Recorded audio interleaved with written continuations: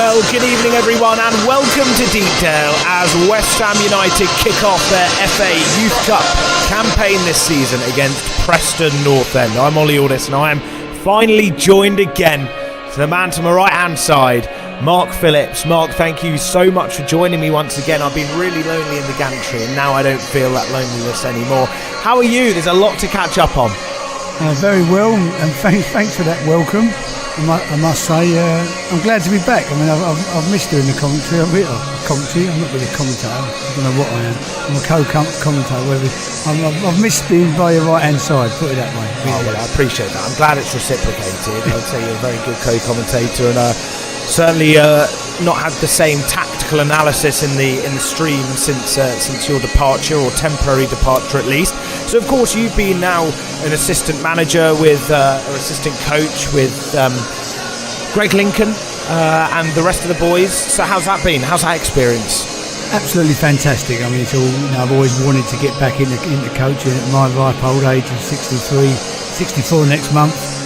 Greg's been very welcoming, having me as his number two alongside Zav, and the team of the 21s, the analysts, the physios, sports scientists, we're a really good group, and I'm not going to straight away mention that we're undefeated, but we're undefeated. Incredibly so.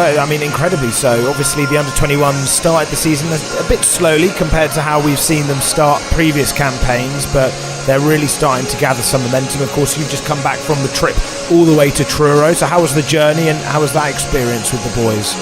I'm not going to lie, it was long. It was a long trip. We were down there for a couple of nights, stayed in Plymouth and got the coach to Truro. But the fans, West Ham fans that made the trip was fantastic. There's quite a lot of Cornish Hammers there, and there was a lot of proper, not the Cornish Hammers are not proper fans, but there was a lot of local West Ham fans who made the journey down from East London and Essex and various parts. And I think the crowd was their best. I think it was 2,200 there last night. We definitely had 400 or 500 West Ham fans, and they were very loud and got behind the team.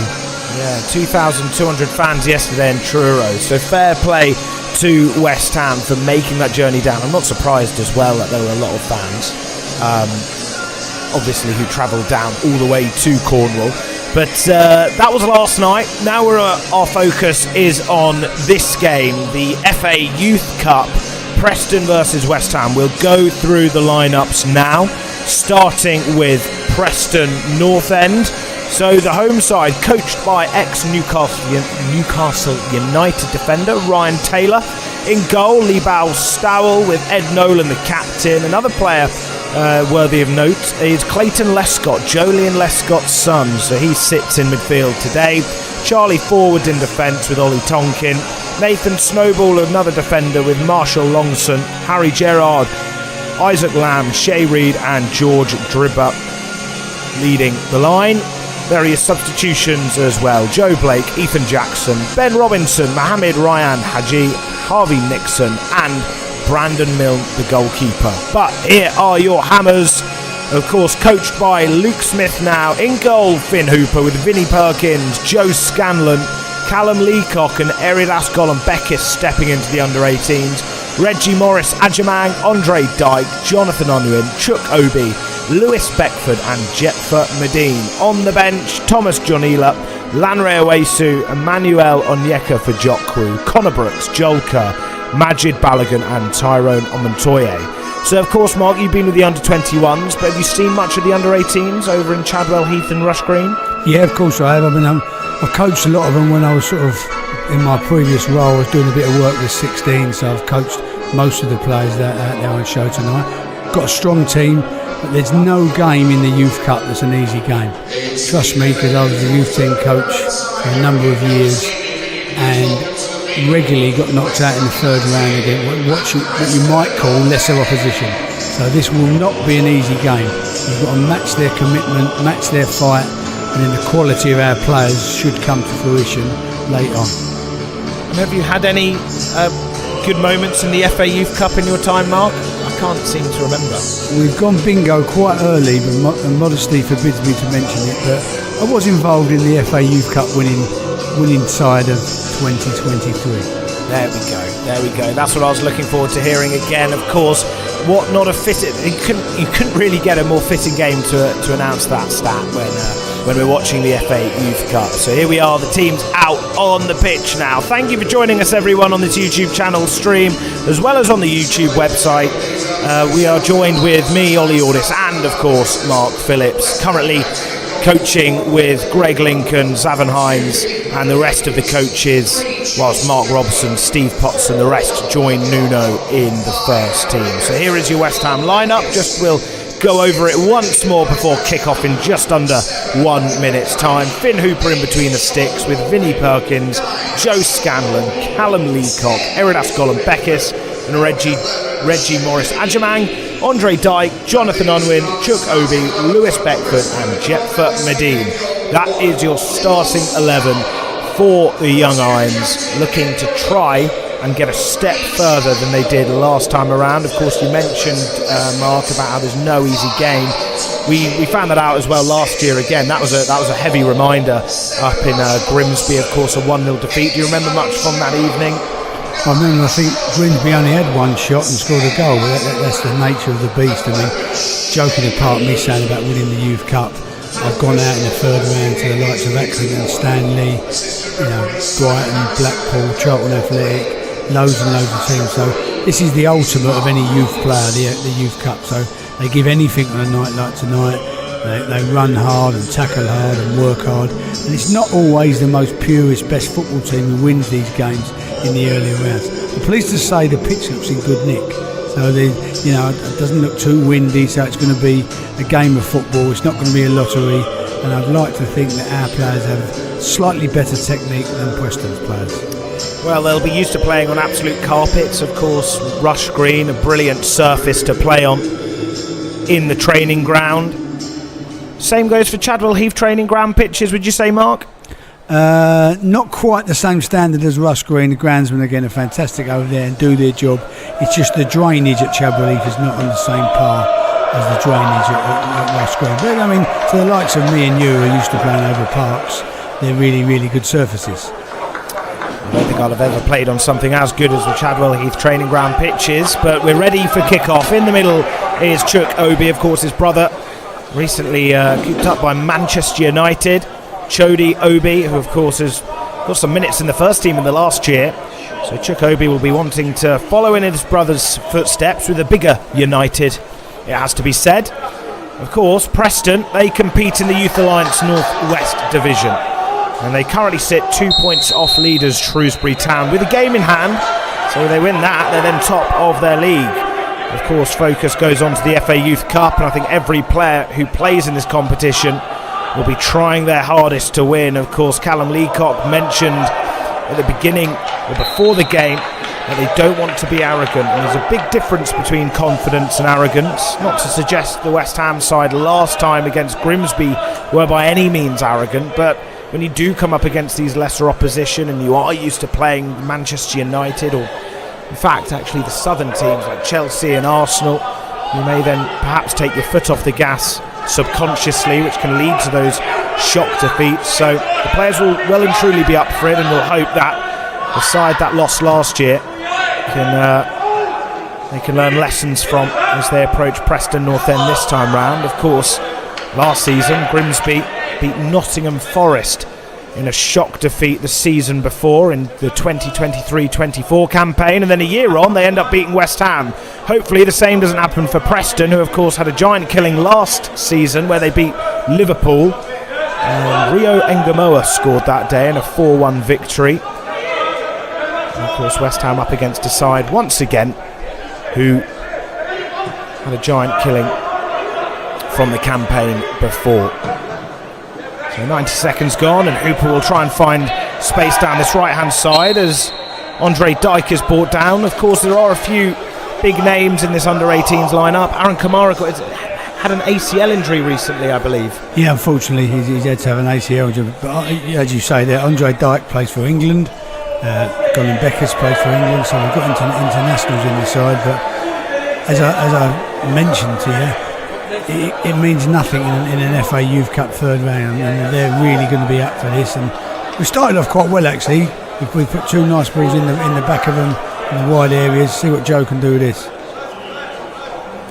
Well, Scanlon over this one. A wall of 2. An early chance for West Ham. Keeper well over towards his right-hand side in the goal mouth.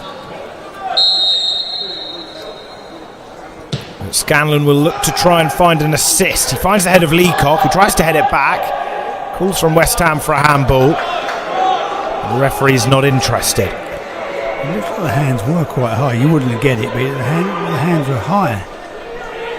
Not as high as I thought, actually. I think it's a correct decision. Well, the corner kick, a second set piece for West Ham in a matter of seconds. Laid back off to Dyke.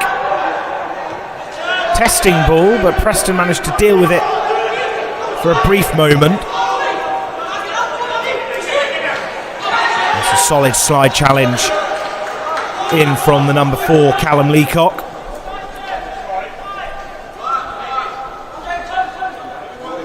So far West Ham dominating these early stages, but Preston will try and make something happen down this left-hand side. Flick forward. Back to West Ham. The referee blows his whistle for a foul on the number 10, Isaac Lamb, who's been at the club since an under-15, second-year scholar as well. Often plays out on the right midfield, but likes to drift in and play central at points as well. So Preston with a chance for a set piece. Not going to argue with that decision. It was a definite free kick.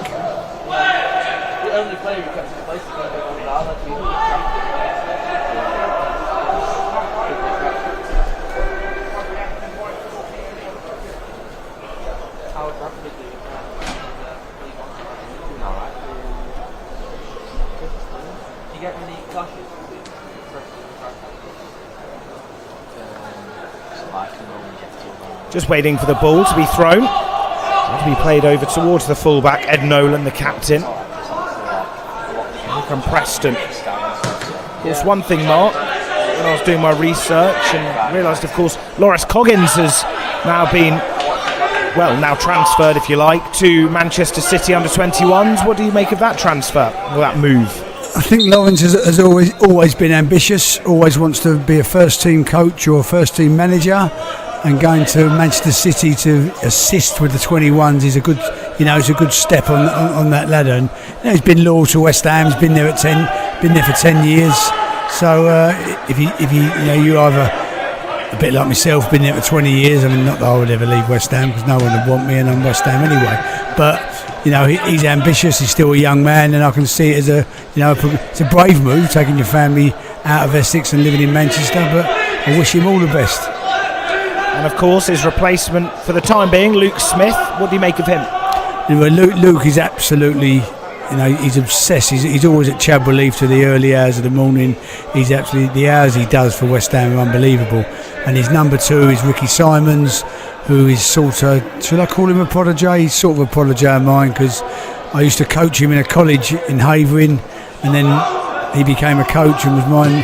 He was my assistant at the college for a couple of years, and then he went on to coach at Millwall and stuff like that. And he's a big West Ham fan now. He's at West Ham, so I don't want to take any credit, but I do want to take some credit. So, and good luck to the pair of them. I don't think I've ever heard you say you don't want to take some credit, disclaim it, and then do the opposite. So, you do sound like my wife in so many ways. I'm glad to see the way we started. Actually, we started on the front foot, because in these sorts of games, when the opposing coach really gets them hyped up, they come out of the dressing room and they're right in your faces. And we don't look uncomfortable. We haven't created anything, but we look quite in control of the game, I would say.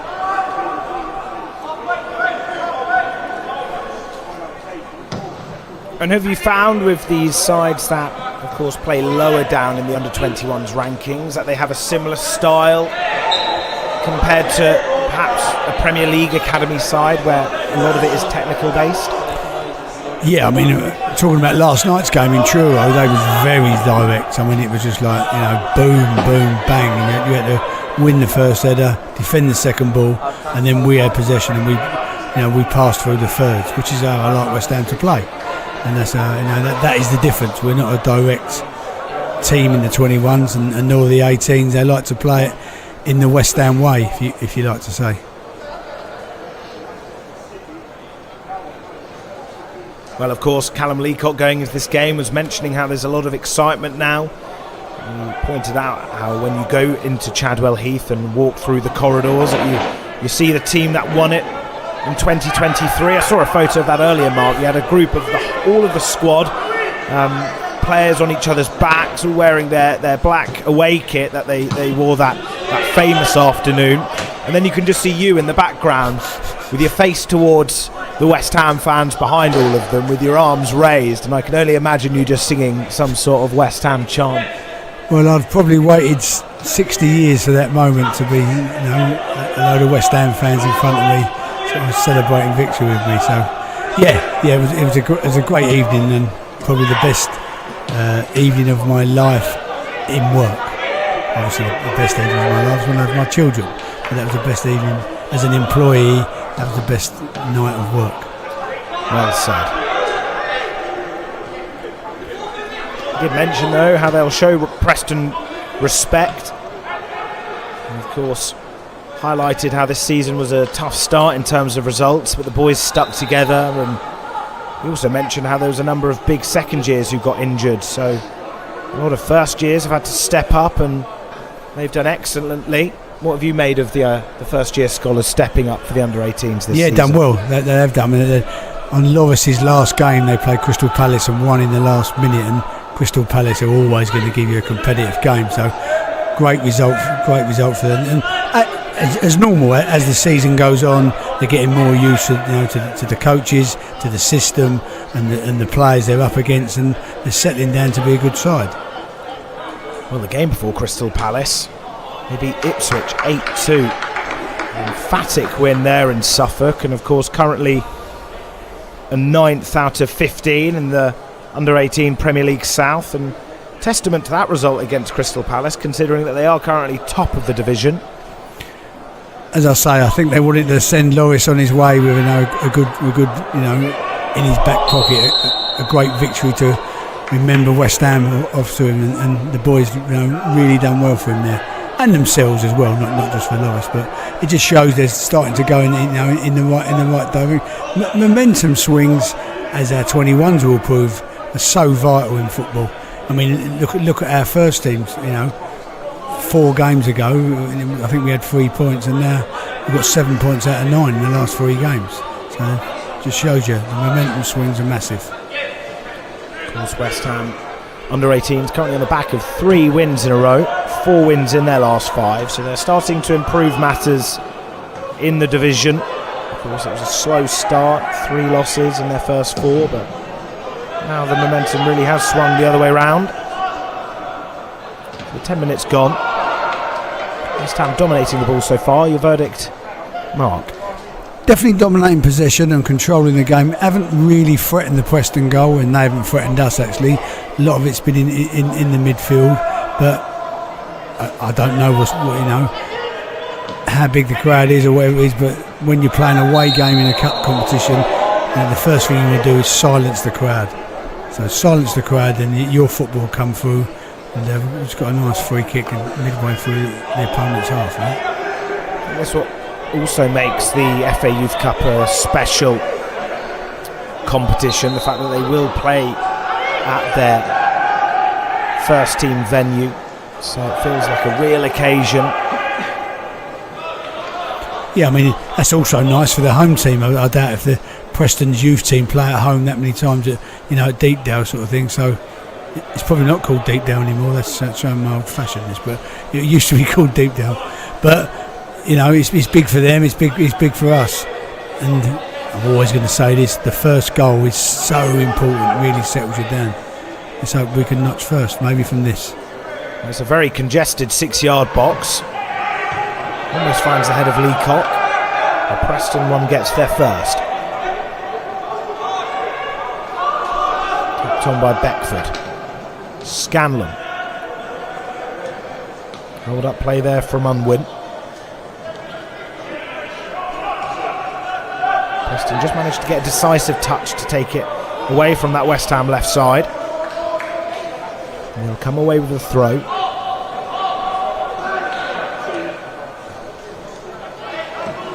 Good pressure there from Chukobi.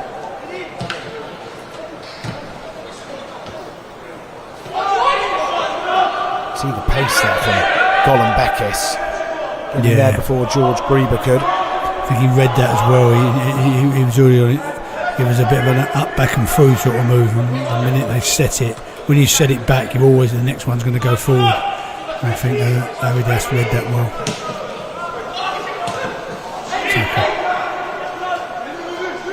Good Luke.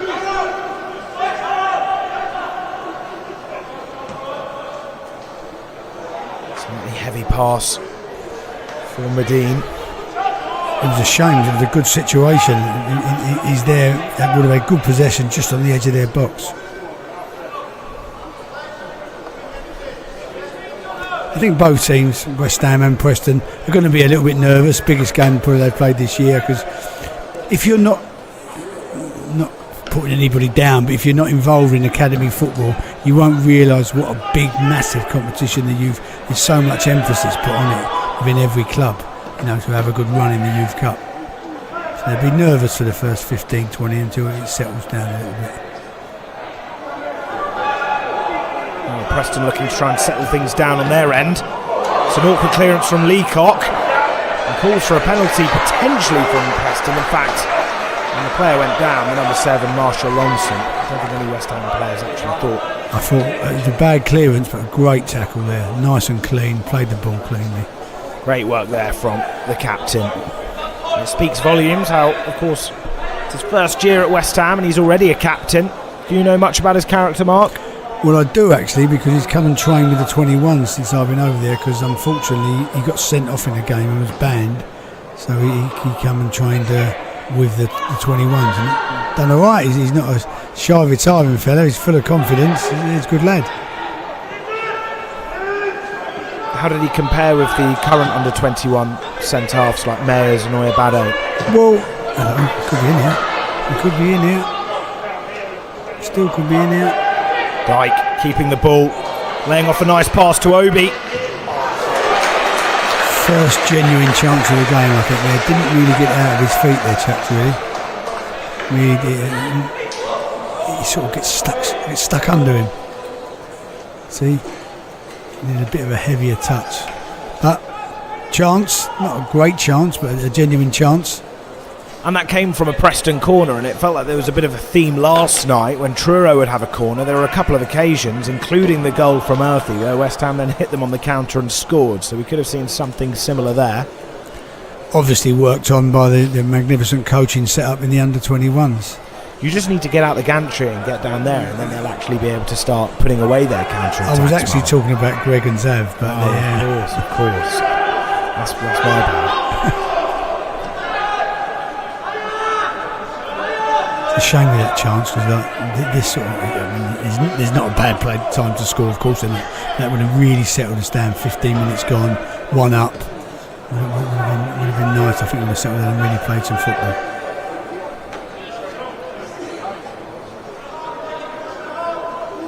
I'm quite surprised, nothing to do with Callum League, but I'm quite surprised that Aridas wasn't made the captain. He'd be the senior player. I'm not the coach of the under-18s. I was at one stage in my life, but I'm not now. Did you win anything when you were the coach? I won lots of plaudits off my family who don't know anything about football. That's probably about it. That's a brilliant accolade. Certificate up there in the bathroom. Colin Beckus looking for the switch.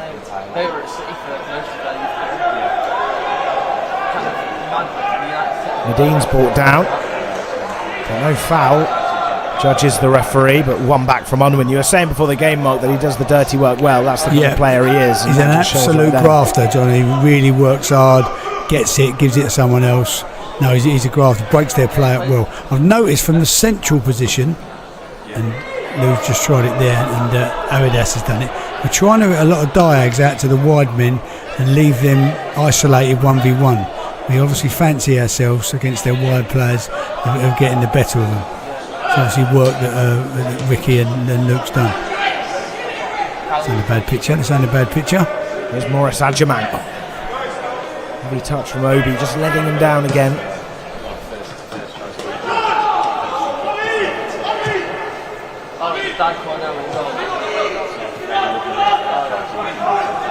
Perkins gets there before Charlie forward. Fairly open in midfield right now. It is. They work on a lot. There's the one. There's that dive. They work on a lot of up, back and through play, Preston. Goes up, set, and the next one's going to go forward. I think Tony Carr might have coached them the last couple of weeks. It's always Tony Carr's game. Up, back, through.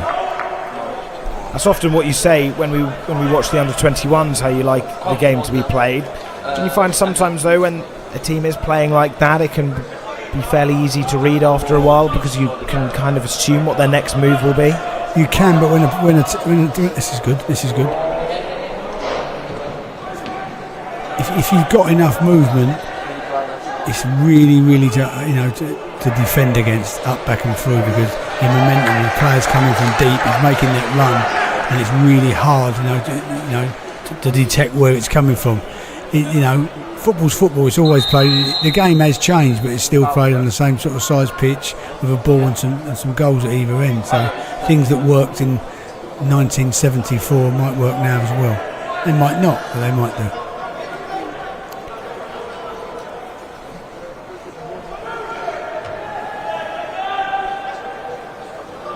Saint-Germain just out to Unwin.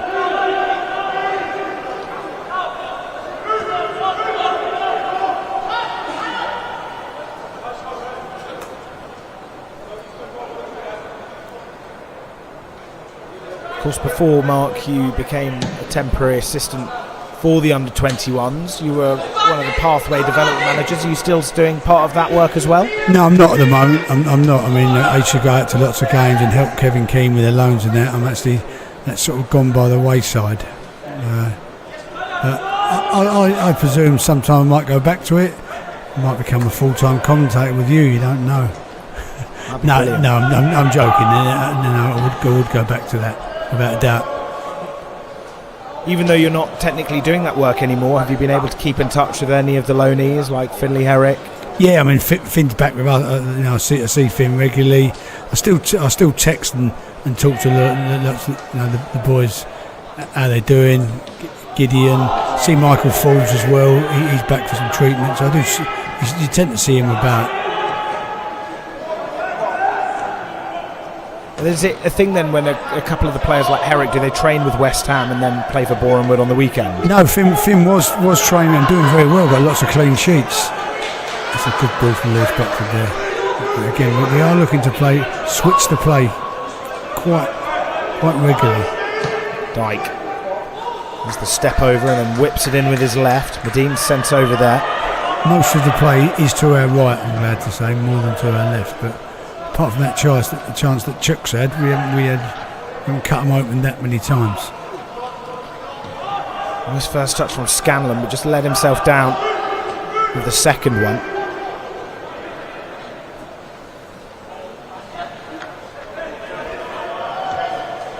Quite confident over this, isn't he? Now we are, without my biased head on, we are controlling this game, and we're sort of dictating the tempo, if you want to call it that. Playing 1-2-0, we didn't know, and we just got to make that final ball, a little bit better quality. There's a better tempo about West Ham in this game than I remember the game against Grimsby, where it felt quite lacklustre throughout the 90 minutes. It didn't really feel like West Ham were going to create much. I have to really test myself to remember if West Ham did have any real clear-cut opportunities on that evening, but I don't remember any. We've had a better clear-cut chance this evening, sort of thing. But we've settled down, and the game sort of, it's got a bit of a pattern. Looping header just beyond the goal. Playing away in their stadium, we don't give them any encouragement whatsoever. We really don't. And to be fair to them, it's a good delivery. I'm not so sure thing should have come there, but I'm not a goalkeeper. But in hindsight, he's done enough, he's put the fellow off, got a goal kick out of it. I just think we up the tempo, maybe just even 5%, we could really cause them problems. We now all the nerves from both teams should have gone. So we just go out there and play your own, play your normal game, lads. Pass it like you know you can. Well, reaching the halfway stage of this first half. Slightly dangerous header there from Preston. That looked like they could have opened the scoring, but the ball just goes behind Andre Dyke. Again, there you see we get another diag. We're in diags out to the wide players because I think we fancy ourselves 1v1 with the fullbacks. That's not being clever or anyone's told me that. It's just my observation on the evening. It's very unlike me to be clever anyway. Well, I see you as clever, Mark. The insight you provide, I couldn't really pick that up. I can just say he was on the ball. Well, if you watch honestly, if we're in any central positions, we're trying to hit our wide players as much as we can. Rather than play through the middle, we're going out wide to isolate their fullbacks. I don't know if Ricky or Luke have seen something in the analyst stuff they've looked at, or that's just the way they want to play. I'm not sure.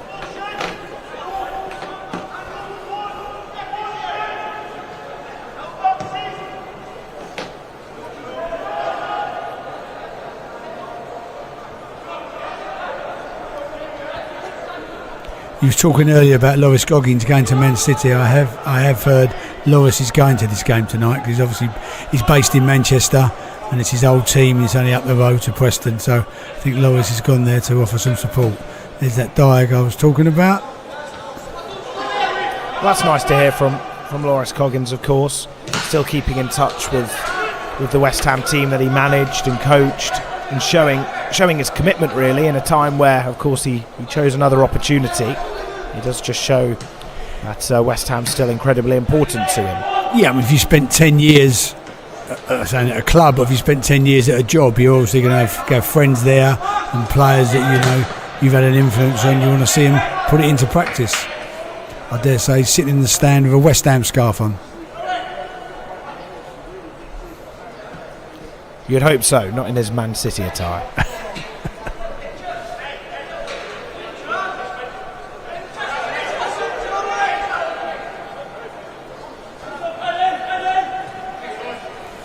The only thing that slightly concerns me is if you want the team who's expected to win as the game goes on, and we haven't made a breakthrough, then we don't want us to become anxious. Keep playing the right way, keep hitting our diags, keep hitting the wide man. All we need is one opportunity where our wide man gets the better of the fullback and we're in. We're not rushing here. Nice and patient. Keep passing the ball, waiting for the opportunity. Move them around, move their team around. I mean, we're quite high and wide. There's our diag. Anyone would think that I know the game. Unbelievable. Guesswork. Well, Andre Dyke unable to keep that under control there. Preston with another throw, and it will be Charlie Forward again, one of the fullbacks that is having to deal with a lot of those diagonal balls, as you pointed out. Congested area from West Ham. Forward with the flicked pass with his weaker foot, trying to find his colleague in Shea Reed, but instead it's won back by West Ham. And here's Joe Scanlon. Now, I think there we broke their lines. We got out. We should have gone fast. Sometimes the build-up is slow and methodical, like we had. But Joe there, I think, had loads of grass to go into. That's when fast play should have come in. We should have gone quick. I'm all for a patient build-up with them, but sometimes when you've broke their lines and you've got good numbers, that's the time to go quick.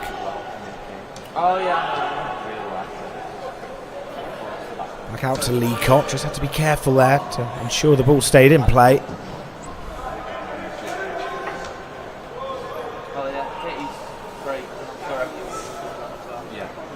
Medine would have had plenty of green room to run into had the ball just gone beyond the Preston midfielder. Yeah, we've got to improve our passing in the final third as well. We're getting situations where we're not just, we should be breaking lines, getting to the byline, getting our wide people in.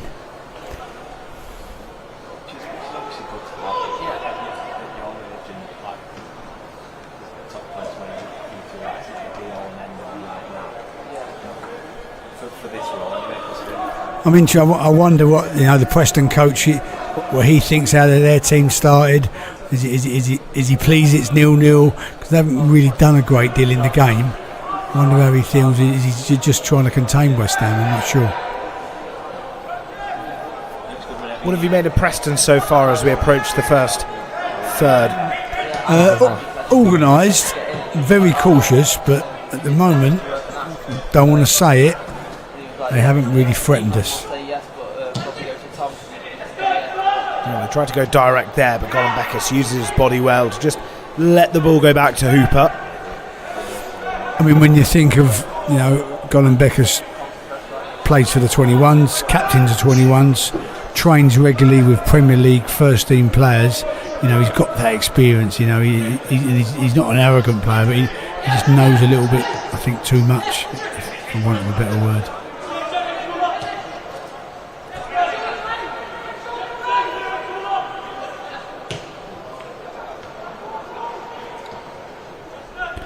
I'd like to see us just passing the ball. I don't mind us playing around the back. I've got no problem with that. Just do it a little bit quicker, because all the time this is happening, Preston are getting set. They're getting set. They're in position. They're cajoling people in front of them to go and close them down. Tight mark, left shoulder, right shoulder. I'd rather sometimes, just play a bit quicker. Looks like they're playing with, of course, two strikers and wing backs. West Ham just trying to invite some pressure so they can send it over towards Jacoby. Another West Ham throw.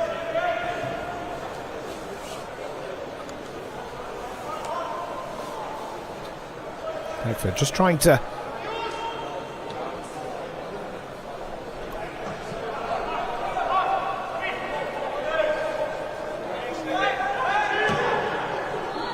there's the switch, finding forward. Perkins with an important foot to take it towards Dyke. And now try and charge at these Preston defenders. Tricky footwork. He's brought down by the number 10, Isaac Lamb. Got great feet, Andre. Really has. He's a good manipulator of the ball. Goes either way. No doubt about the free kick. He isn't. That's where we want Andre to get the ball on the edge of their box, be 1v1, and really go at them, really draw him in, go past them, get to good positions. I think Joe's taking it again. What's Andre like as a personality? Yeah, I mean he's quite unassuming. He's not like overconfident, or doesn't give it the big one, as they say, the boys would say today. No, he's unassuming about his ability. I've watched him play for the England age groups, and he's good on the ball. He's good on the ball. Wish he had a bit more belief, if I'm honest.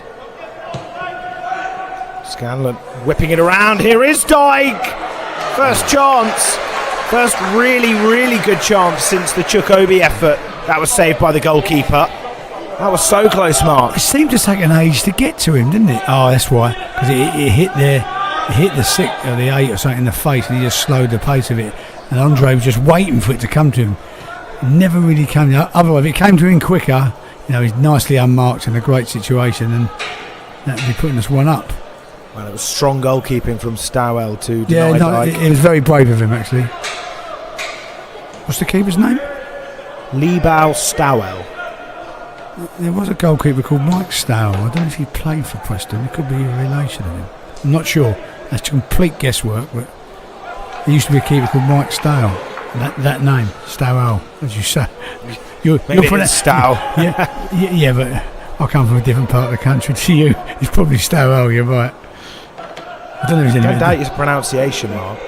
Well, I'm looking at it here. Mike Stowell, or Stowell, depending on whether you're from Essex or the south of England, used to play for Preston North End. What sort of knowledge? 1985 he played for them.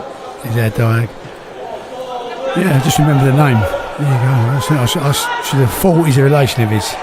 That's where you want Andre with it. Oh. In the box, they're fighting to tackle him. He's running at them. He's asking questions. That's where we want him to get it. He's got the diag. He's got it wide, and he's drove at him really. There, you're really frightened to make a tackle. It's a shame he didn't put Lewis Beck for that. They're just on the cutback in a great position. It wouldn't be against the run of play if we took the lead, though. Let's be fair. We've definitely been a better team. Absolutely. And I know I'm biased, and I know I'm West Ham, but that's just the fact of this game. I think that's more of an objective truth, Mark. Time will tell. Thank you everyone for watching this stream. Hopefully we can now see West Ham open the scoring, not with the end result of that. Here come Preston looking deadly, the most dangerous they've looked, but brilliant chasing back there from Unwin. But they do find Shea Reid as he fires it straight at Reggie Morris-Agyemang. They look deadly for a brief moment as they took it beyond the halfway line. It's not over just yet though. Trying to go for a wonder goal there, the number 4, Leighton Lescott.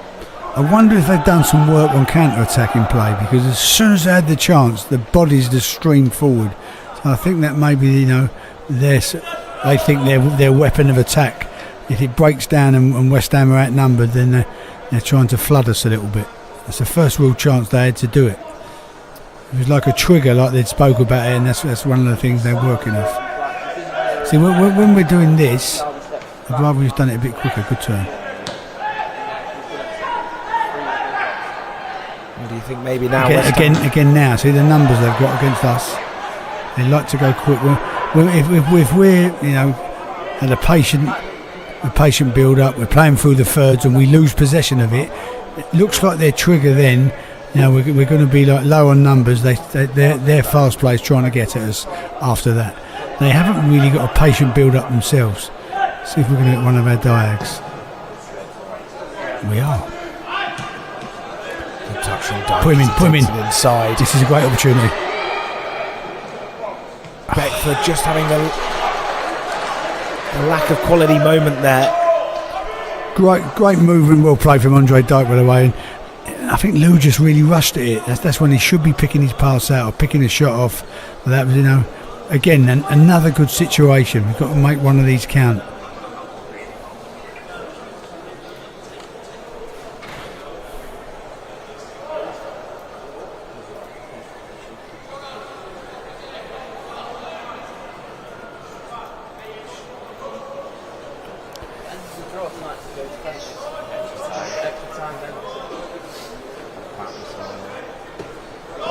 Short corner this time.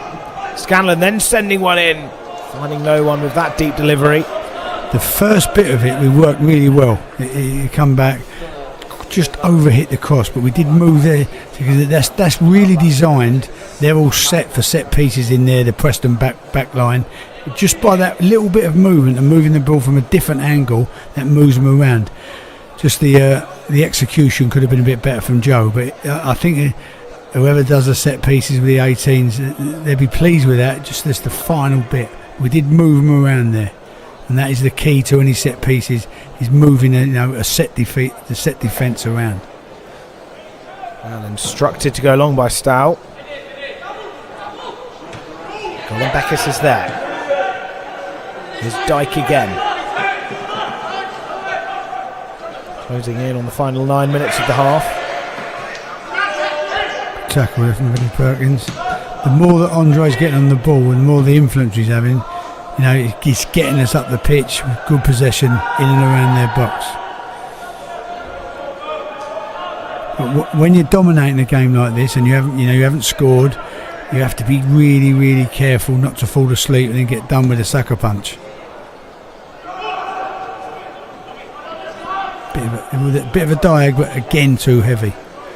Bit too straight as well. Must put angles on your pass. Someone's making a straight run, the pass must be angled, or vice versa. Someone's bending the run, then you pass it straight. That's what a football coach once said to me. Makes sense. Here's Nathan Snowball. Fantastic name this time of year, isn't it? What a great name that is. Absolutely, wearing a white shirt as well.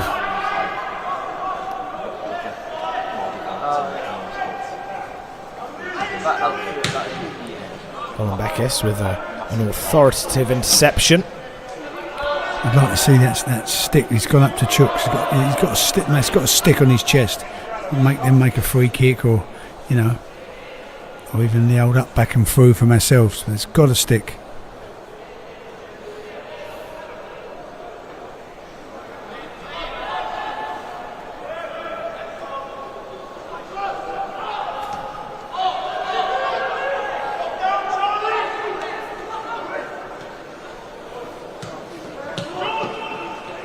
Preston probably enjoying their only spell of the game where they've actually had the ball for more than a couple of moments.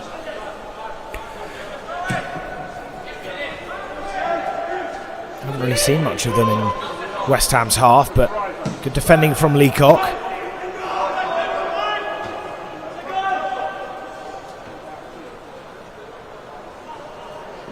Heavy chest there from Unwin. Slid through as they looked to try and get an effort on goal. He was up against Leacock, had an angle to work with, asking a lot there. It was more of a tackle than a shot, I think, when he sort of went to... Was taken down by Shea Reid. Yeah. But we've got a good defensive line, a good, nice high line. We sort of like, if you want to try and run in behind us, feel free to. We're nice and confident. Confident pass there from Hooper. Still around millimetres away from the opponent. Here's Dyke, looking to make things happen and finding Medine. Go at him. Tried to just flick it back to Dyke, who then goes for an acrobatic finish, but fires it straight into the stand. It was positive work in the build-up from Dyke, just lacking the quality for that spectacle finish. I think Andre Dyke has looked to be our most threatening player. He's looked to be the one who might make it happen for us. He's been quite direct, running at people, beating people. That's why the coaches have opted to give him lots of possession. Foul goes in the way of Preston. We've been the better team. We've dominated possession, but unfortunately the game's still 0-0. Counts to nothing at the minute. And it's sent over to that right by the number 8, Gerrard. Not related to Stephen, is he? Might have to have a look at that one as well, Mark. Let's hopefully not. Broke me out, that fella, in the cup final that year. Were you there at the Millennium Stadium?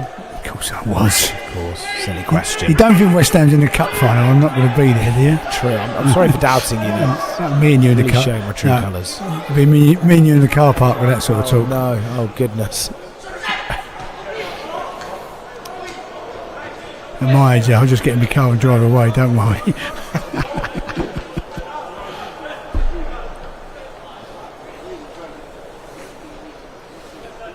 You got me nervous now for the next 50 minutes, Mark. There could also be extra time as well, given the way the game's going. Hey, you're all right. You're all right. You speak highly of me when I'm not here, so I'm hardly going to be waiting for you in the car park. What's that phrase? The true thing to know about someone is what they say about you behind your back. Exactly, when you're not in the room. That's it. Exactly. I have members of my family listening to every commentary you do, just in case I get abused. Trying to verify and fact check.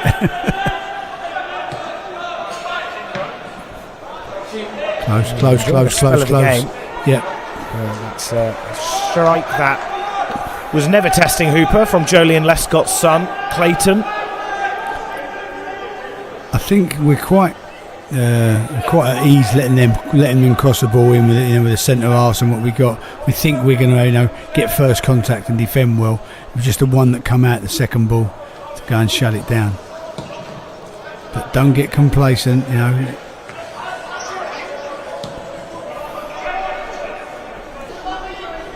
So just over 3 minutes left for the first half.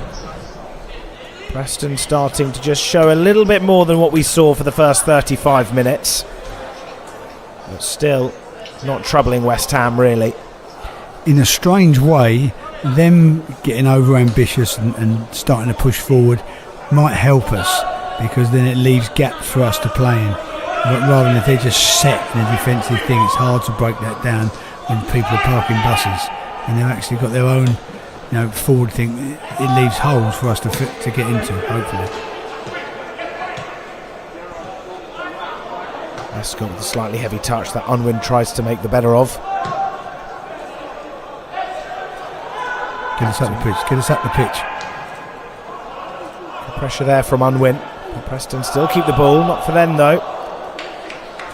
Didn't like it there when the ball's gone backwards and we've stayed in the same position. When it goes backwards, say it goes back 10 metres, you've got to get your back line up 10 metres. You've got to condense it. Don't just sit there on the edge of your box. Get up and out and make it a smaller pitch to play on.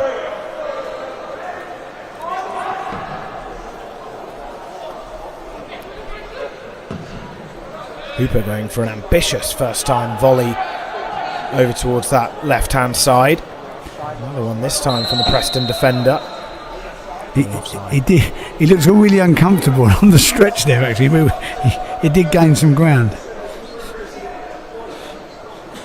It hasn't been as helter-skelter and as frenetic, good word, frenetic by the way, as I anticipated it being. It really hasn't. God knows what frenetic means, but I do know what it means really. But normally youth cup games are frenetic. They're mad, it's helter-skelter, there's no sort of pattern to it. The same was really with Grimsby last year. Is there any particular reason, or is it just because perhaps it's the first round for both these sides? You mentioned earlier there's a bit of nerves, but we are approaching later stages in this game where perhaps the nerves have rubbed off now. It just seems to be the nature of the Youth Cup. As I say, I coach teams in it for many years, and it's just it seems to be a crazy competition. It really is. It just doesn't. It settles down after the quarterfinals. But before that, it's just like really played at a mad tempo. I wouldn't say this is played at a mad tempo, but there's no real sort of pattern to the game.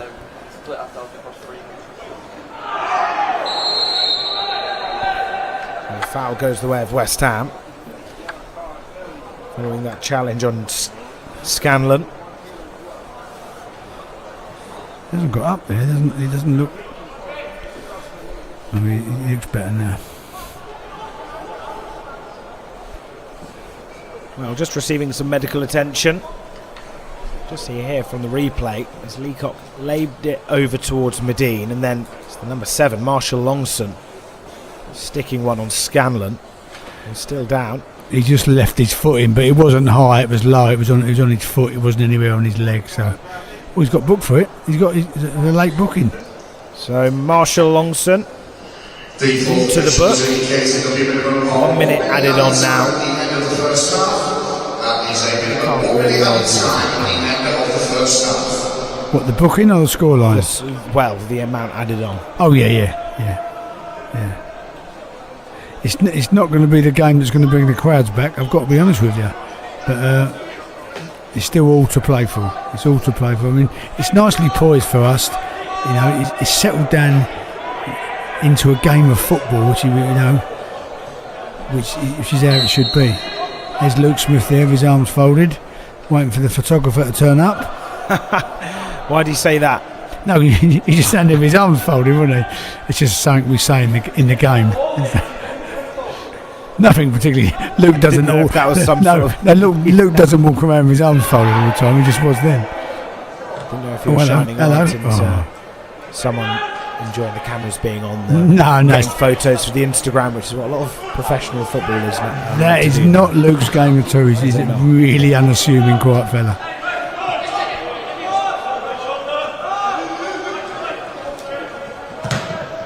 Beckford looking to switch it. Hawkins clever there.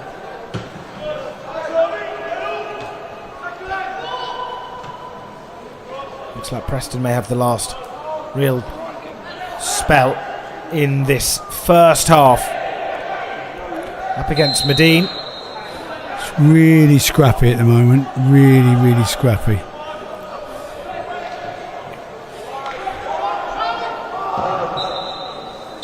There's a dive. That is the end of the first half. Thank you for joining us, everyone. We'll be back in just under 15 minutes' time. A fairly uneventful first 45. A couple of chances, but we'll be back at half-time. It's 0-0 here at the break.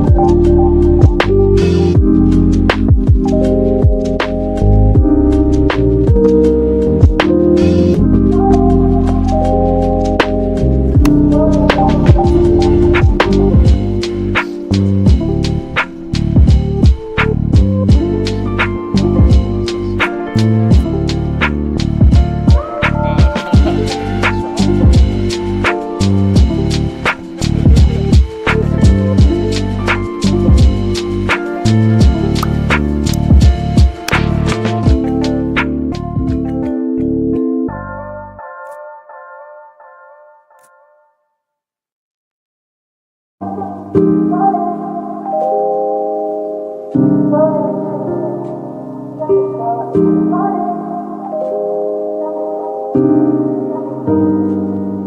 with me, with me, with me, with me, with me.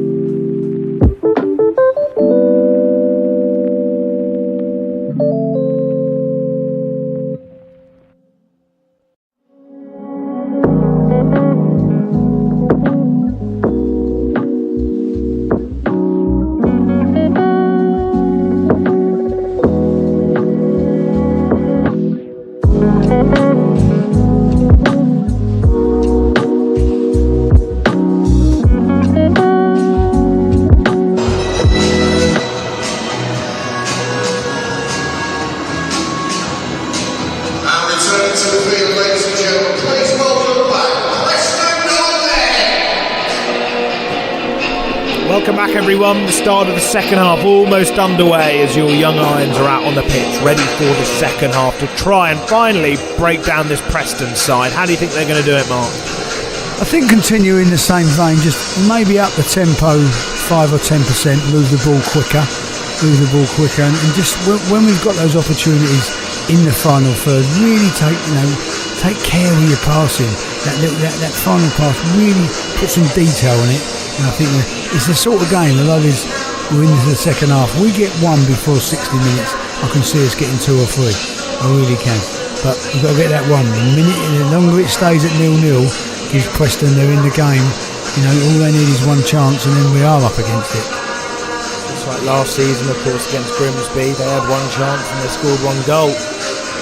Tricky footwork there from Andre Dijk. He had a positive first half, wasn't able to find the back of the net in that chance where it was headed his way in the 6-yard area. It was a strong save from Stout. A couple of players just showing off their tricks before we kick proceedings off for this second 45. I think the more we get the ball to Andre, though, that the more we can get in and create chances and things come up. Because as the coaches have shown, we're trying to hit Diags into our 2 wide men, and I think that's where we will have the joy. I really do. Hopefully sooner rather than later. Absolutely. Based off what you're saying, Mark, it's a case of score 1 and then the odds are in West Ham's favour. As Preston will have to go for it then if they want any chance to get back into the game and try and get into the next round. Of course, if this game was to result in a draw, then it would go to extra time and penalties if needed. Fairly quick start, but all the way back to Hooper in goal. I wonder if Preston might set their stall out second half a little bit different. They might show a bit more ambition to pass forward and play forward, which again might work in their favour, leaving big holes behind them. Well, they did look strong on that one occasion when they managed to counter West Ham following a corner. And you were saying, Mark, of course, that's clearly their game plan going into this evening. Yeah, it was just the way the players all bombed forward at the same time. It was like a trigger movement. If we regain possession in that area, then we go fast, and they did. Thankfully for us, nothing come of it. Ball just loops beyond Morris Adjamang. He looks up and he is fouled. Shea Reid, the guilty one.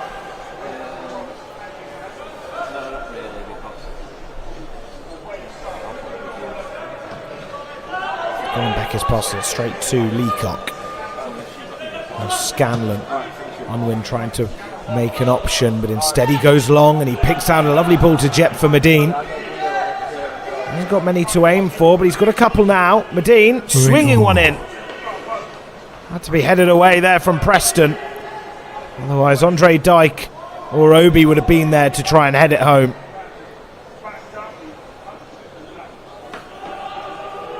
West Ham on top in this early stage of the second half.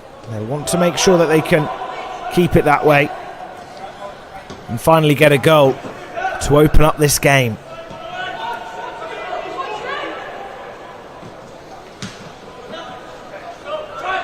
Scanlon just passes it away. Preston could have their first chance in the West Ham half of the second period. Passes like that Leacock welcomes. They're unable to break them down so far.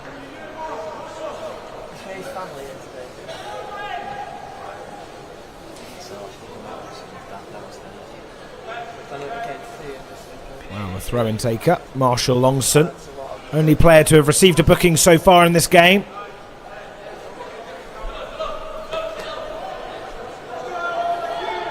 Saw a lot of long throws from Truro yesterday evening. No long throws here.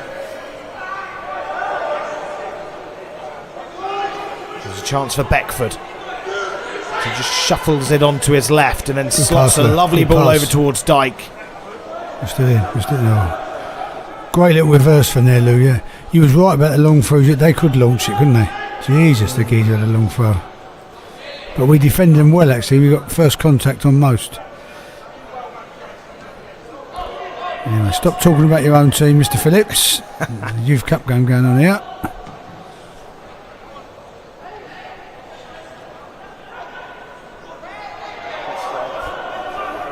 Just to wriggle it away from Morris Adjamang. Both players sprinting towards the ball. It just goes out of play, fortunately for West Ham. What have you made of Preston so far when they've been getting forward, Mark? Not fantastic, if I'm honest. I mean, but then again, you look at our back line with Vinnie Perkins, Aridas. You know, we have got Callum and Joe. We've got a good solid defence. So we are hard to break down. 1v1. Go on in. Here's Medine. Looking to maybe get it on his right. He gets on his left and slots through a ball across the face. West Ham have looked more troublesome in this regard in the second half. To be fair, I was shouting go on in, because I know what he can do. And that's the sort of play we're looking wide. He's done really well. Don't like really to see... I don't know if you see that picture. Chooks was actually behind him for 10 yards. He should be in there tapping that in, if I'm honest. That's where he should be.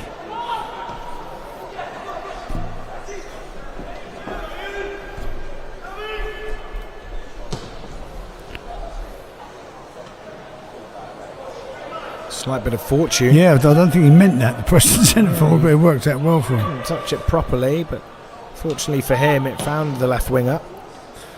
And then that had no fortune behind it. Only for West Ham as they come away with another throw. I think they was trying to play the ball forward a little bit more, Preston, than they was maybe in the first half. So they realise they just can't sit in the whole night. They've got to try and create something themselves.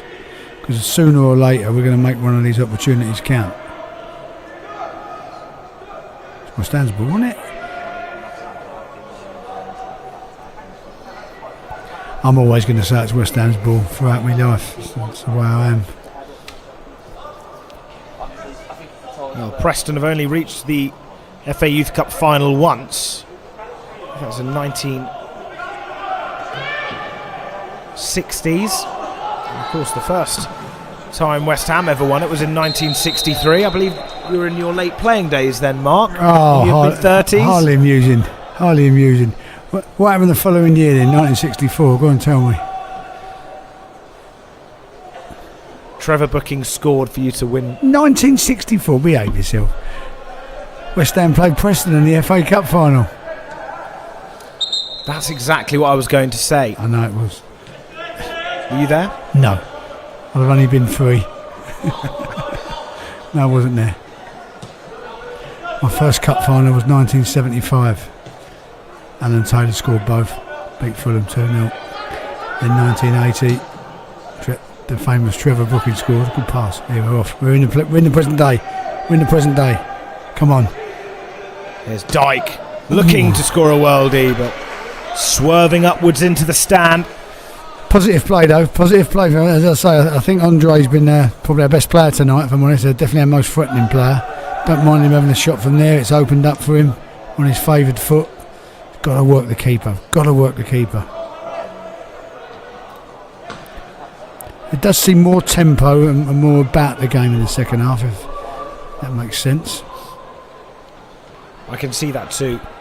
In the first half, obviously West Ham had a couple of chances, but nothing really clear cut. There was a bit of high tempo play going on for them, but you just feel there is more of an edge in the opening 7 minutes. Yep. Keep getting the ball out wide to our wide men, and that's where I think we're going to have a bit of joy.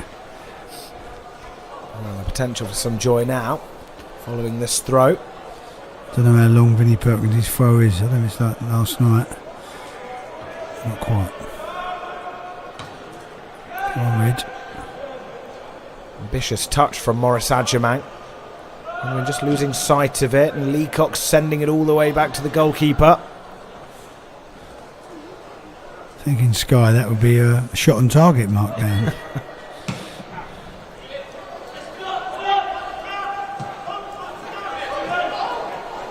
Final touch off Scanlon, so another Preston throw.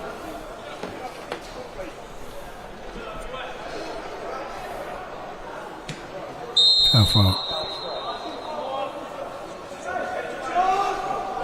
That's really disappointing from a Preston perspective. When you're not getting the ball forward on more occasions than the opponent, when you are at least getting towards your final third, you don't want to give away sloppy play like that. So Joe Scanlon to try and show Marshall Longson how a throw is taken. But Preston keep the ball. They'll try to conjure up an attack, but it's happened on a couple of occasions where they've just threaded it out wide, but the player just hasn't really been able to fetch it. Which came from our throw, which is very sloppy. And if you look at in the game, and this comes mainly from Greg Lincoln, not from me, keeping possession from throw-ins is not thought about enough in the game. It really isn't, and that goes all the way through the levels. But Greg does this thing called the throwing game, where we look to retain possession from our throw-ins, and it's worked very well. Most restarts are from throw-ins. They really are. So if you're keeping possession from every throw-in, you're going to mean you're going to have the ball more often than not. They're having a go here, Preston, by the way. They've become a little bit more aggressive. This is a chance.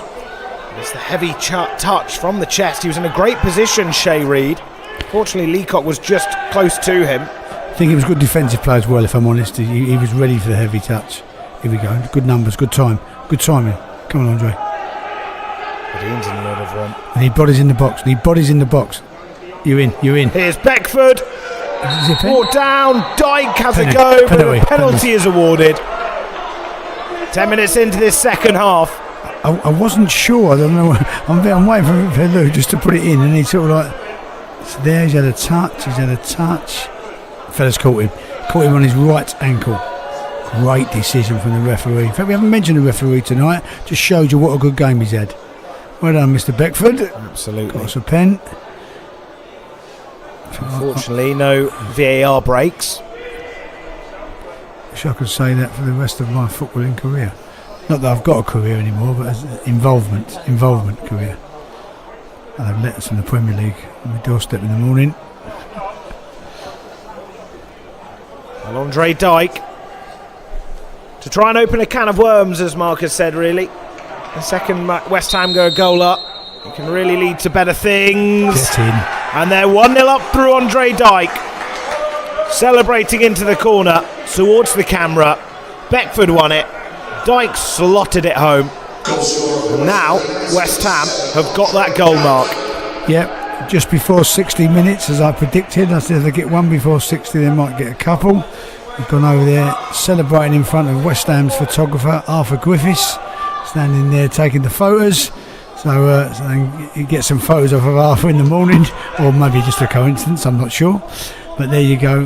We've got one now before the 60-minute. Let's see if Preston's going to change their tact, if they're going to come out and try and equal. They've got to come out and equalise. If not, we're through to the next round. So that should leave holes for us to get in. I think Andre. I'm glad it's Andre that scored. He's been the dominant figure, if you want, on our forward play. So I'm glad for him that he scored. He deserves it. On the night, he deserves it. Probably been West Ham's brightest spark so far, would you say? Without a shadow of a doubt, he really has. He's been our best player. Anything that's happened in the positive note has come in and around Andre, without a doubt. Although Lewis Beckford was the one who got the penalty, but there you go. 1-0 up. I'll be interested to see if they change their shape, Preston. If they come out of there, the way they've been set up to play, they've been set up to stop us really, rather than be attacking themselves. So if they start to be attacking and they leave the holes with our players and our pace up top, it could play into our hands. Almost losing possession there. In fact, losing possession unless Gollum Beckers can try and find a West Ham player. Preston looking to try and hit back West Ham straight after Dyke scored the penalty. Calls for a handball. The referee continues play and then blows his whistle for a foul on Marshall Longson. It was a foul, but the fellow was in the swimming pool, wasn't he? Jesus Christ. I'm making a meal of it.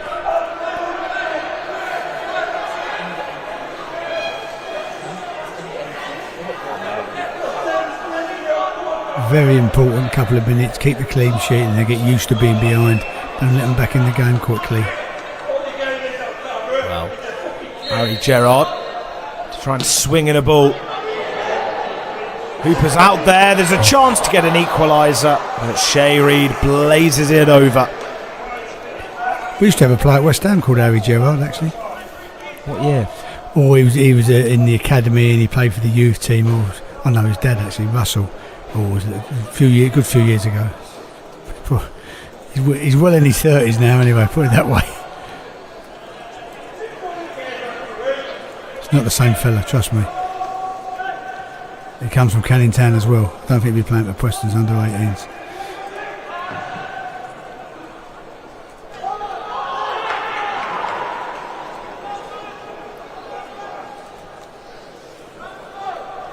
There's been a few players we've mentioned tonight that have got relatives associated with other footballers, so I didn't know if that could have been a cousin link perhaps, but I looked it up and I won't tell you what the first result was, but it was in relation to an FA Cup final you mentioned earlier, Mark. Oh, don't mention him. But I don't mind Stephen Gerrard, I do mind him that day in 2006. Good picture. Good from Beckford. Over to the goal scorer Dyke. He may go for another one, he does. Routine save for the goalkeeper who just picks it up. See, a little bit more confidence in our play, a little bit more zip to our play. They're always better when you're 1-0 up than draw 0-0.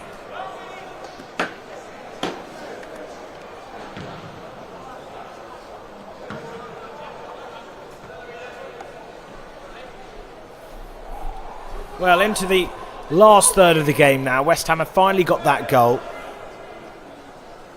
This will be a challenge for Preston, given the way they set up for this game.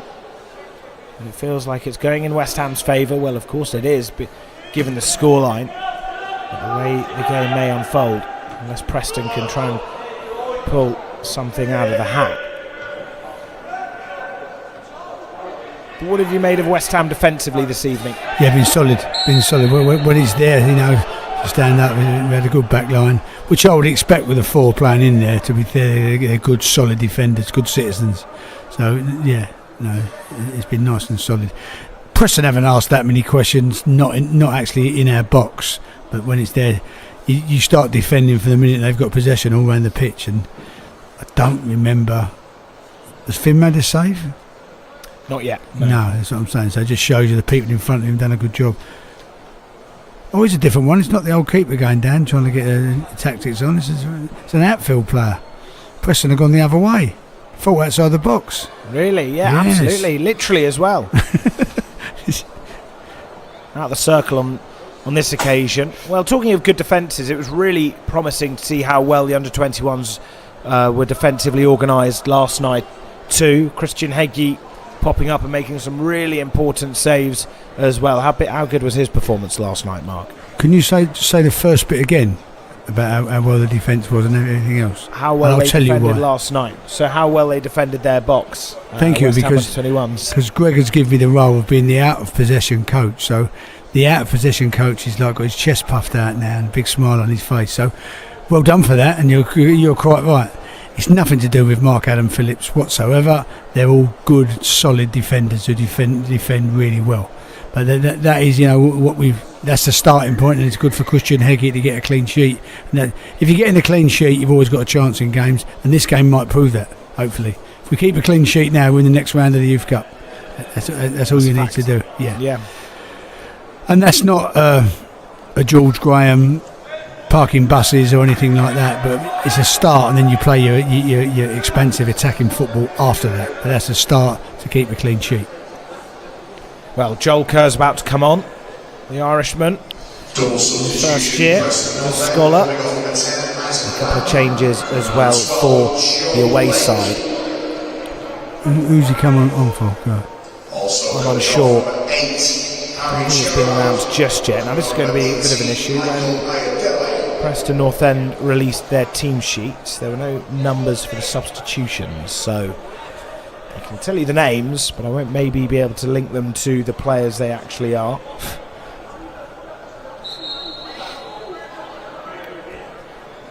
So we haven't made the substitute there. That's Joel Kerr. I got him. Still Joel Kerr. So Substitutions made from Preston North End. As you can see, the number 18's come on.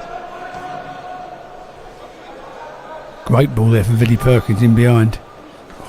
Just doesn't have the ability to lay it off nicely to where Dyke would have wanted it.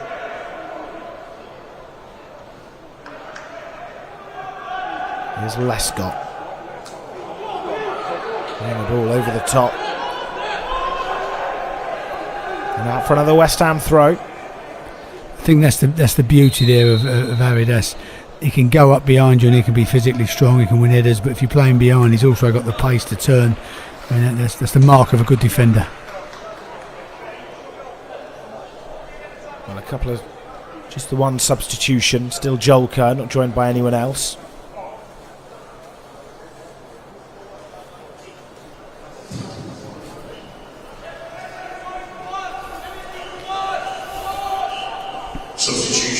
Luke there still waiting for the photographer, and Ricky there with his gloves on. Must be cold up there in Preston. Who's he coming on for? I didn't see a number. He's just come on for Jepfer Medine. Oh right, yeah, well he can play wide. He can play wide, Kerr, so it's a straight swap really. What you made of Jepfer Medine's performance? Wasn't really seen in that second half, has to be said. A couple of chances in that first period where he was on the ball. I think he's got to have more belief in himself because he can really go past fullbacks. He really can. I think he sort of played half within himself, but he could be a match winner. He really could, especially as we're quite wide and quite expansive. If you notice what we're doing there, like here, we're attacking in 4 or 5 lanes and making it wide. Jolker's in the back stick here. I mean, every time it goes to Andre, they're worried. They're pulling his shirt. They know that he's the one that's got a little bit extra. With players like Medine then, who could have perhaps shown a bit more, is that, I suppose, a confidence issue? It's just getting used to the Youth Cup. He's probably never played in the Youth Cup. It's a bit of a mad tournament, different to anything else. He's had a game of it now. Hopefully we go through and he's ready to go in the next round. And then football's all about developing, and it's a learning curve of, from what previous experiences. A little bit like coaching. I'm not suggesting I've got loads of experiences, but I have got... Have you learnt some lessons in the last few months though? Oh, as a person From I have. Lincoln? Yes, I have. No, I have. I really have. Told him that as well. There's a chance now to make it 2. Keeper had to come off his line to punch it away. Unable to leave the box though. This time it will.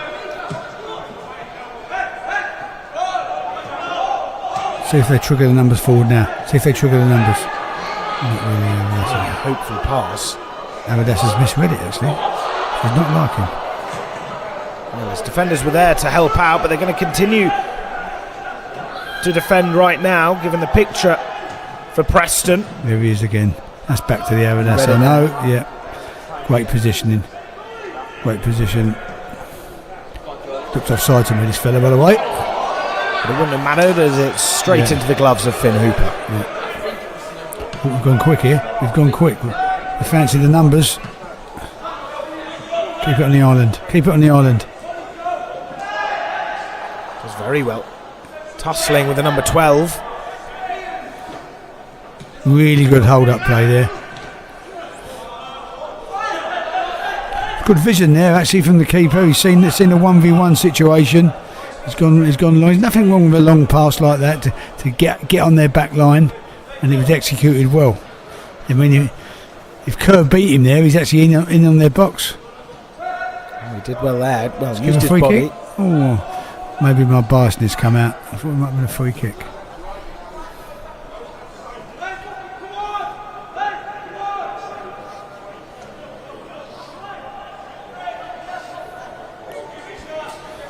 I think they're going to obviously Preston are realising they've got to take risks, they've got to take chances, otherwise they're out of the competition.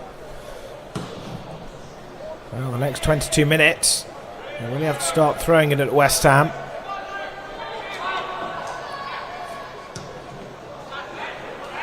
And with balls like that, Hooper will welcome it all day long. I think that's the difference there in the sides. We've played a lot of balls forward, but a lot more angled passes and a lot more diags. When they go forward, they're just obviously going just dead straight down the middle. Straight balls, 9 times out of 10 are run through to the keeper or offer a goal kick. What did I say earlier about straight balls and curved runs and curved balls and straight runs? Would you say that's a footballing basic principle, or is that Yeah, something no, that the better teams are better at executing? No, I think that's always been it's always been the saying in football. You know, if you're making a straight pass, make a curved run, or a curved pass, make a straight run. You tend to get on the back of it. Would you say it's just been an off day for Preston in that, or they just haven't really been technically sat up, and Hooper could be in trouble here? Could be in banging the referee's blown his whistle. He's giving himself some thinking time.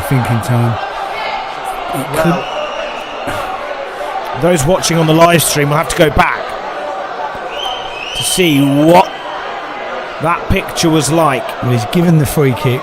Here we go. The free kick, so he's given the free kick. And he's the last man. Ooh. A yellow card is going to be shown. It might, because Avidas is just coming round on the cover to make the last man up. From a West Ham perspective, which is my perspective, we might have got away with one there. Sometimes in life, we didn't get away with one when Tony Gale got sent off at Villa Park all them years ago, so now and again we deserve a bit. And we did win the World Cup for this country, so we're over a little bit. Well, when you look on the replay, Golan Bekis was really sprinting there, so you could argue had he had to continue running, and the player would have got through Hooper, then he probably would have been able to get there.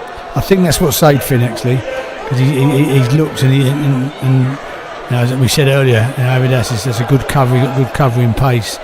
He might have got there without the keeper bringing him down. But it just shows you think you're comfortable in the game, and now we've got this, and we was nearly down to 10 men. You know he's going to fancy himself, and he does! What a strike that is from Shay Reid, and look what it means to Preston.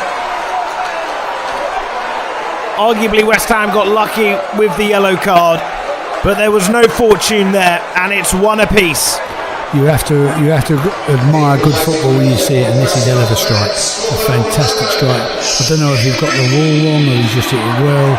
He's just gone for sheer power, and it hasn't gone straight. It's gone in the corner. So you've got to win the game again.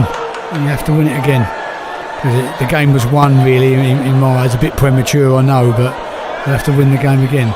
We can win the game again with 11 players on the pitch, which is all important. That's another thing that Greg Lincoln often says: keep in a cup game, keep the 11 on the pitch. Keep the 11 on the pitch, no matter what's happening. Keep the 11 on the pitch is win your set piece game. Well, the way he was running up, the way his position was before he went to strike it, you knew he was going to go for power. Yes, second he left his boot, the connection was brilliant. And to be fair, the execution, it was. That's the right word to use. It was brilliant. It really was. I mean, we're not actually behind it, but it's true as an arrow, really, wasn't it? It really was. Well, West Ham shocked. Yeah. Just in a matter of minutes, the whole complexion of the game has changed. Preston's game plan of sitting back can be intact, knowing that they still potentially have another 30 minutes as well to play. It's a foul, man. Well, Mark, I remember you said about 10 minutes ago about how we haven't really spoken about the referee, but now... Well, anyone's entitled to one mistake. I think I made one in about 74. Not when I was 74. I'm thinking, no, that's a foul as well. That was a few years ago, wasn't it? We're getting good without me. Actually becoming quite amusing. More quiet than amusing. Quite being the key word there. I'll still take it as a compliment. Handbags are out. There we go. And there's a red card. Someone's been sent off, and it's for Marshall Longson. He's a fellow who's already booked, He was already on a yellow card. He got shown the second yellow. Now he's off, and West Ham, having conceded a goal, are now a man up. Was it for all that pushing and shoving nonsense? Is that what it was about? It was the other geezer pushing him now. Oh no, we're having a go as well. Well, you can look there, the number 7. Well, I suppose he must have done. He must have done whatever he's done before that. I don't know what he's. But he ran off straight away. No contest there with the referee. Right, West Ham, they're the one with 10 men. Let's really capitalise. Let's really, let's move the ball quickly. Should be unopposed for the first half of the pitch. Just with the ball outside the the island, as Mark called it. I wonder what shape they're going to have that, Preston. Do you think that'll just make them more defensive now? It might well. It might well do. It doesn't matter to us. We just play further up the pitch.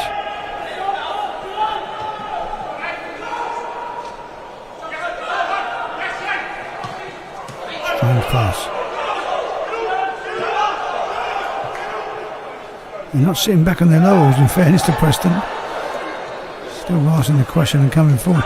Playing more football than they ever have. Funny how the game can work. Youth Cup, as I said, it's right from the start. It's a strange competition and you have strange games. I mean, the other night, Monday night, wasn't it? And Everton had a player now for fighting his own player and they still went on to win. We could be in it. We never think that's neat. Oh, One win. It's not bad, not a bad shot. This, come on. 1v1. What you got, son? You got a lot.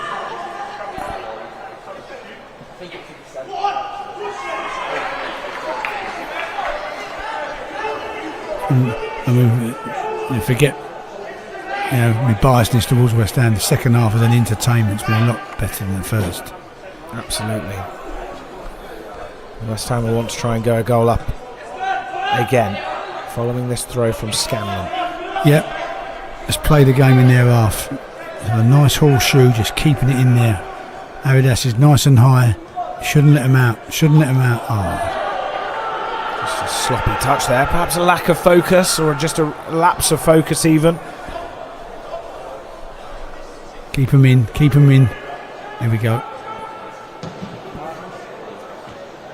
Intercepted by Morris Adjaman.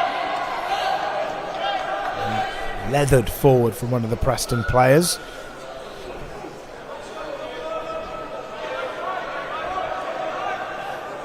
We really want to make the pitch as big as we can, stretch them, keep nice and wide, play with tempo.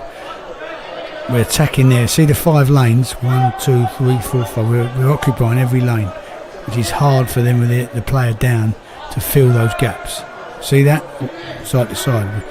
That shows good intelligence from the coaches. I'm not going to say that Ricky and Luke are intelligent, but football intelligence. Footballing perspective. Yeah, exactly. I'm only joking. They're both quite intelligent. More intelligent than me. Does that say much? Oh, ridiculous comment. No, you're right. I'll give you a run on the chase, I'm telling you.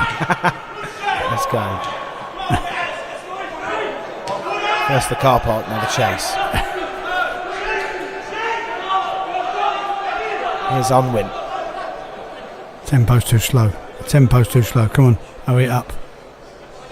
Make use of the extra man.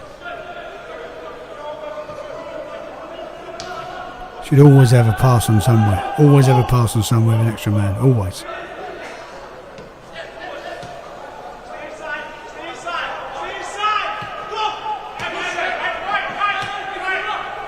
I'm liking it. That is nice. Body's in the box.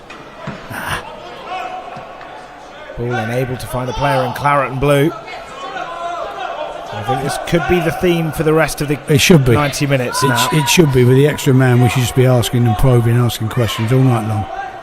Really should. Play with a width. 5 lanes.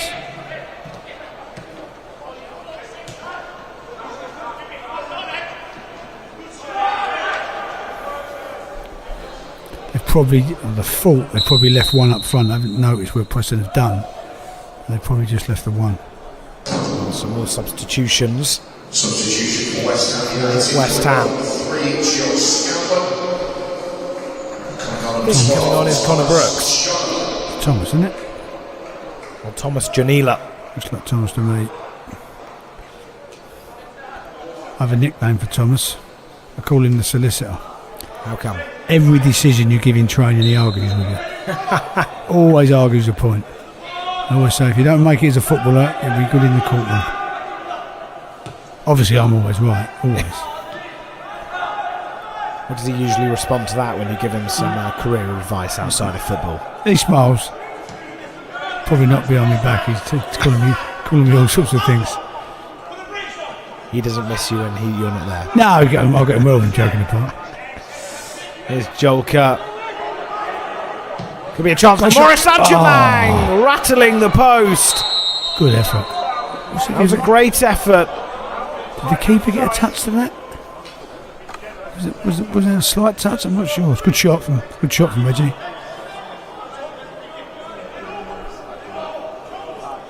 No, straight on the ball.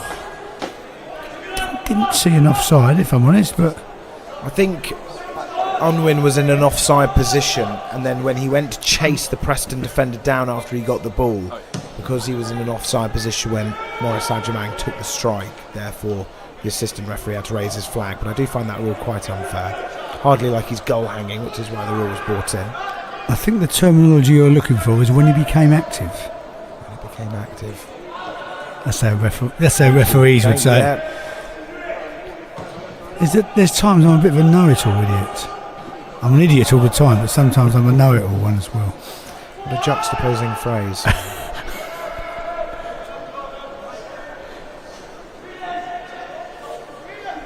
Well, 10 minutes to go supposedly of the 90, but if no goals are scored by either side, we will be going to extra time. With the extra man, it should make all the difference. Come on, let's play forward. Let's risk it for a biscuit. Come on. There we go.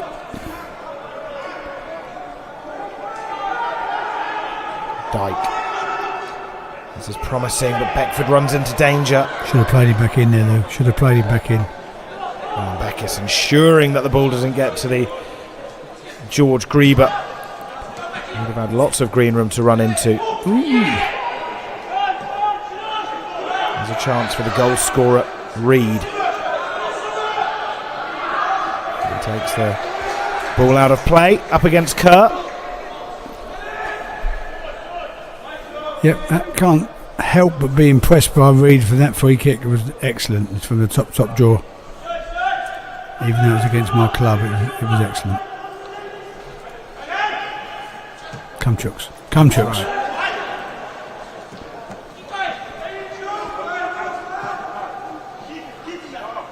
He's done well. Great run. It's a great run. I'm glad to see we had bodies in there as well. We had Lewis Beckford. I think we had Andre there. It's a good run there from Chooks. Really done well. Got to the byline. Just a bit too near the keeper.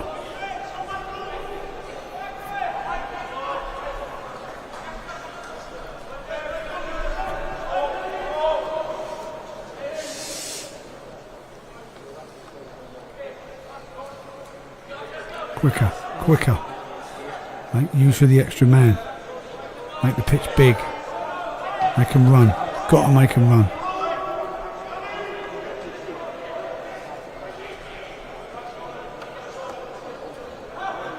Good. Keep switching it. Loads of space there. Good quality. Janila's trying to exploit. Dangerous delivery as Dyke will chase it. Thought the keeper touched it. He's giving a throw to them. Let's have a look here. Substitution for West Ham United. It does come off. No one's touched it. The goalkeeper, and there's already a defender going down with cramp. Why is that not a throw? On comes Emmanuel Onyeka for Jokwu for Vinnie Perkins. What do you make of that change, Mark? He's a year younger. Plays for England. Normally a centre back, actually. He's loads of physicality about him, and a good pass on the ball as well. Good strong pass on the ball. You know, played for England and another country who escapes me, but I think he's going to be staying with England now. I think it might be Holland, actually. Well, the free kick goes the way of the hosts. Currently a goal. A man down, Preston. Touch. After Marshall Longston was sent off for receiving a second yellow. Really think the next will be 10 minutes when you add everything on. We should really go for broke. Really do, with the extra man. Just keep moving that ball, keep asking those questions. But do it quickly. Look at the space we've got wide.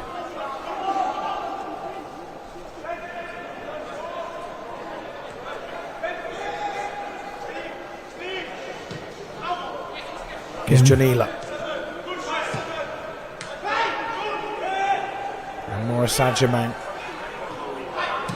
Just trying to work out where to go. There's space over on that far side. It's back to the number 6. No Preston pressure so far, just letting the midfielders keep the ball below their feet. They're just sitting in with 2 banks, which you can't blame them for. They're a man down. It's going to be a tough ask to do that for another 37 plus minutes of football. Yeah, it is. We've got to play quicker. It's no day for show. It's not a day for showboating. Let's play quick. No, not having that. Got to play faster than that. Could still get caught on the counter. Play forward quick. Touch forward. There you go. Sound like I'm coaching there.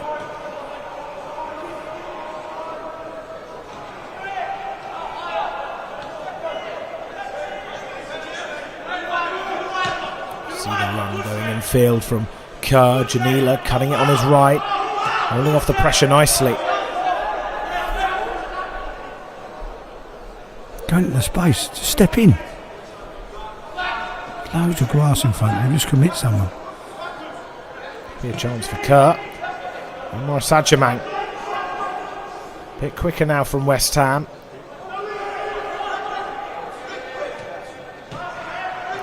Just trying to keep the ball moving outside the area. Man over right. Beckford. Holding our whip for him. Holding the whip for him.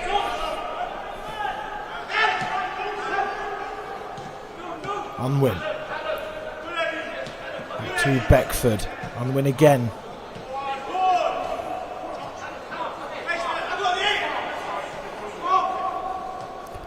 They've parked the bus, Preston, but you can't blame them for it. You really can't.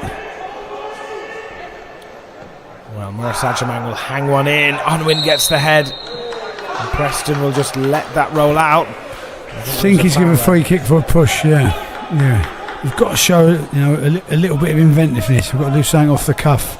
We've got to express ourselves in and around their box. Can't just let the time drift.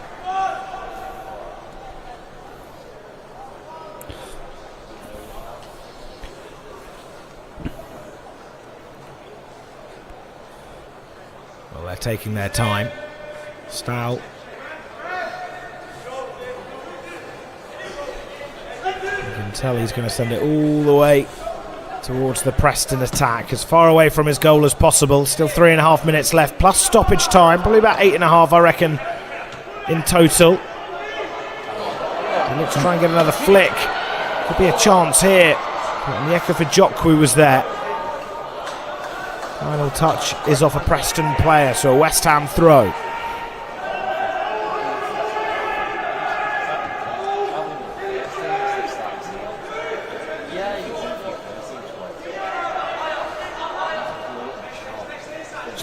Step in, keep carrying it, commit people.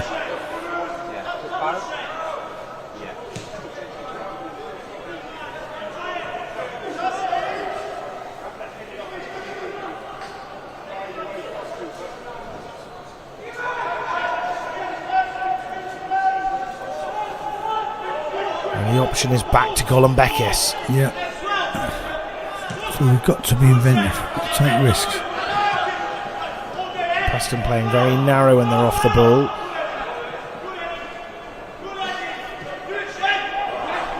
With sloppy passes like that, West Ham will need to try and make the most of them.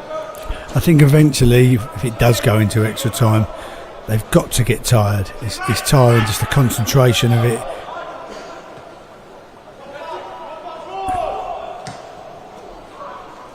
A long ball just hitting the head of Golombekis, who keeps it down calmly.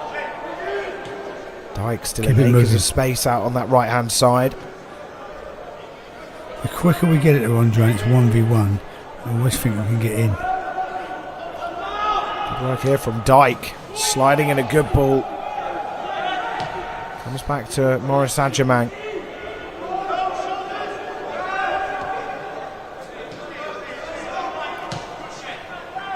Now Janila. Here's Kerr. Corner. And a chance now for West Ham within 90 seconds away from the 90th minute. I've been a little bit disappointed tonight with our corners. This is the time to really put it on the money. Really deliver with quality. I hate to mention the Declan Rice delivery, but something of that sort of ilk that we can attack and win the game from. You know I taught Declan Rice everything he knows about taking corners. And free kicks for that Yeah. matter. Never mentioned it to him in his life, but that's another matter. That's not bad, that's not bad, that's not bad. Colin Beckett is there, surely! It's just not going in. Was it a block or a save? I don't know really what happened. I think there was a block. Harry, that's won the first one. Good delivery, can't argue about that, it was good. And here's Kerr again to try and send in another ball. Ricochets off the Preston goal scorer. As we're cautiously heading into stoppage time. Here's Dyke. Get in the box, Andre, get in the box. Unwin needs to lay it off if he wants to try and Is it John? let someone have a strike. It's back to Leacock, who'll go for goal, and it will end up being a goal kick. As you said earlier, we don't have to win it in the 90 minutes. It would be nice if we did, but if we don't, we have got the upper hand.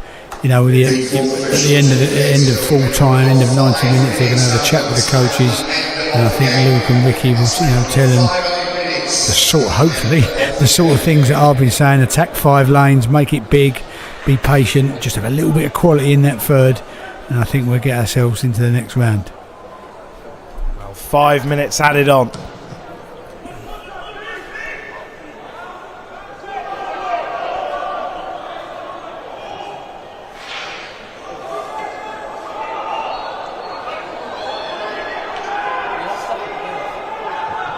It's a low ball. Here's a chance for Preston as they lay it off, but finishing like that. Slapped into the legs of Leacock as he was hoping to hit the ground, but got the leg of the West Ham skipper instead. Genuine chance in the end, to be fair. As I predicted, the Youth Cup is like no other competition. For some reason, I can't put my finger on it. It's always a little bit, I use the term crackers, but it's always a helter-skelter, a bit of a free-for-all. You never won it until you've won it. Unless you're winning 5-1 at the Emirates Stadium, but that's another matter. Or beating Southampton 5-1 at the London Stadium. Or was it 4-1? It seems to be a bit of a lull in the proceedings. Yeah. What's occurring? As Nessa would say. I think they're looking for extra time, perhaps. No, it stop for a minute. I don't want us to be looking for extra time because we can go on and win it quickly. You think maybe it's a case of playing it safe in stoppage time? Maybe. I mean, I could understand why Preston would want to do that, but not us. We've got the extra man advantage. We've got Andre on the ball, and he's looking good. Oh, I just didn't get to him. Fantastic one. He's been very good tonight, Andre.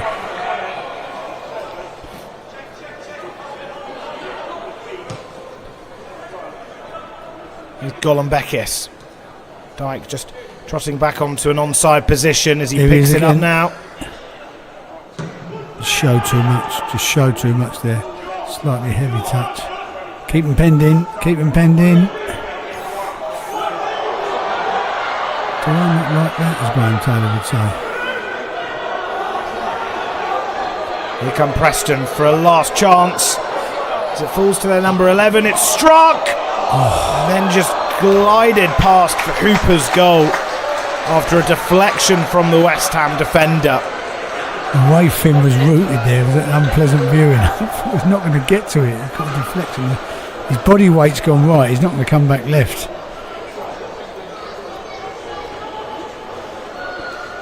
It's had a bit of everything. Second It really half. has. It's been crackers. The first half had nothing. The second half had a bit of everything. Red card, penalty. Youth Cup. That's the Youth Cup for you. The magic of the Youth Cup. Would I call it magic? In the entertainment of the Youth Cup. We've got to defend this correctly. Really have. Concentration. First contact. Block your men. Nothing free. Nothing free. Good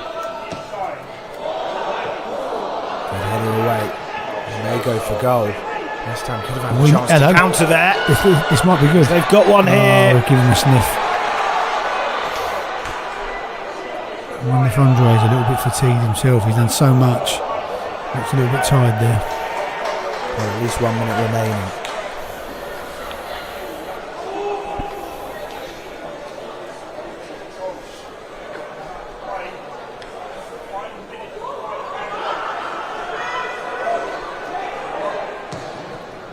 One last chance for West Ham to win it in normal time.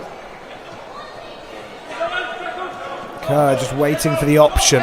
Too many touches. Good hold up, but should have passed it in my eyes. Preston managed to come away with it. 30 seconds remaining.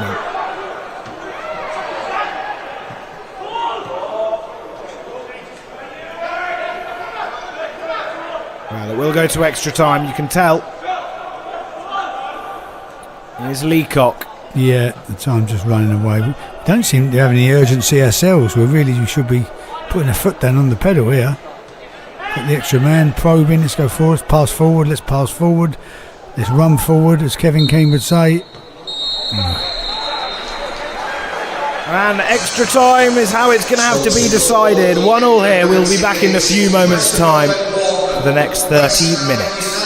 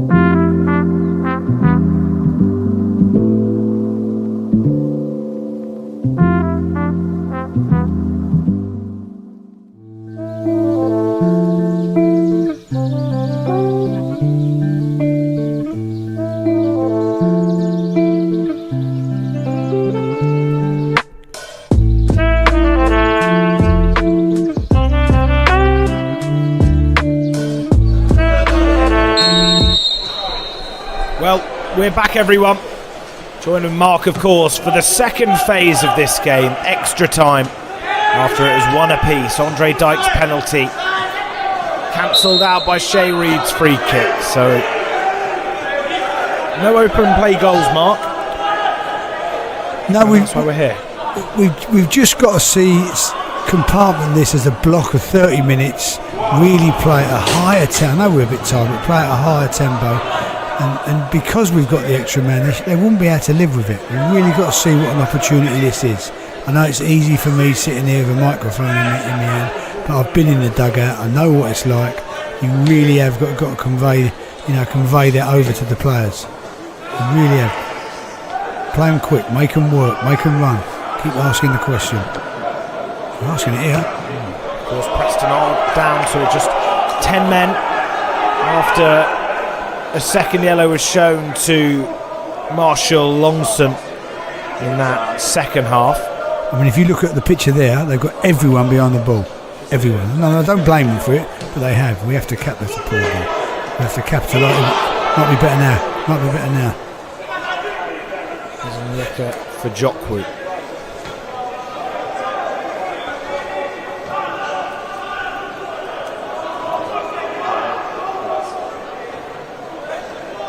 They're just trying to make us play round, not through. An old footballing saying, round, not through. And we're sort of going with them. We've got to sort of like risk. We've got to risk. We've got to play 1-2s. We've got to play through them. I think it's been punted forward, but play through them, link up, make those runs that pull them about. Or Luke. Just pulled across by Beckford.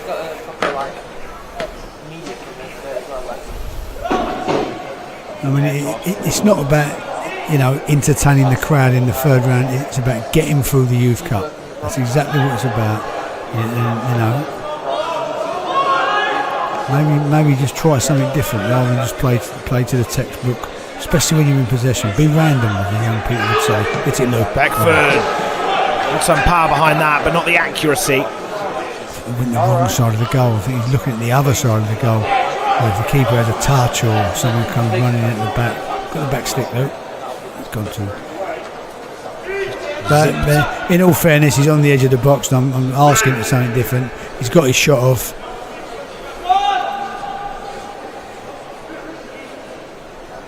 Lewis Beckford has his hair very similar to the under-21's secretary who's leaving actually. Matt Higgins. He's like got a bit of a bird's nest on his head. That's what the boys sing at him anyway, the boys on the team. But Lewis isn't as bad as a bird's nest on his head, but it's a similar sort of barnet. Are you envious? No, it's just, listen, I've got no hair, but if I had hair, it wouldn't be a disgraceful bird's nest on my head. I'm telling you. What would it be? Mohican? No, it'd be a Boston College boy. Neat and tidy. Steve McQueen. Of course. I've been likened to Steve McQueen. No, we don't. I've been likened to Steve McQueen. I don't know who by. I've just made that up. I guess I could say that on yourself. Nothing really. Then. Yeah, I've been like, no, I haven't. Like him to like brilliant message. Listen, when I'm making up stories, you've got to believe them. You can't question them. There's no truth in any of them. Take a pinch of salt when you're around Mark. Come on, lads. Come on, lads. His mouth. Look how deep there. It's going to be good. It's it. Ooh. Just over. Wasn't too far It's Reggie, wasn't it? from the back of the net. I think it was Reggie with the shot. The Jokwu, yes. And we worked that quite well. And well there. I think it came off. It could have come off a Preston player. It will be a goal kick. But Rised above them. already in the first 4 minutes, we're asking questions. I do not want it going to penalties because it goes to penalties, an absolute lottery. What's the most important penalties? 1 and 4. It's been proven. 1 and 4. Yeah. And I can imagine why 1 is to set the tone, but why 4? Just I think 4 can dictate. If you're behind, it's a chance of getting back in it, or if you're in front, it takes you further away. I mean, that's not just like someone's made those figures up. That's like it's been looked into, and they're the most important. Go forward. Forward to the house.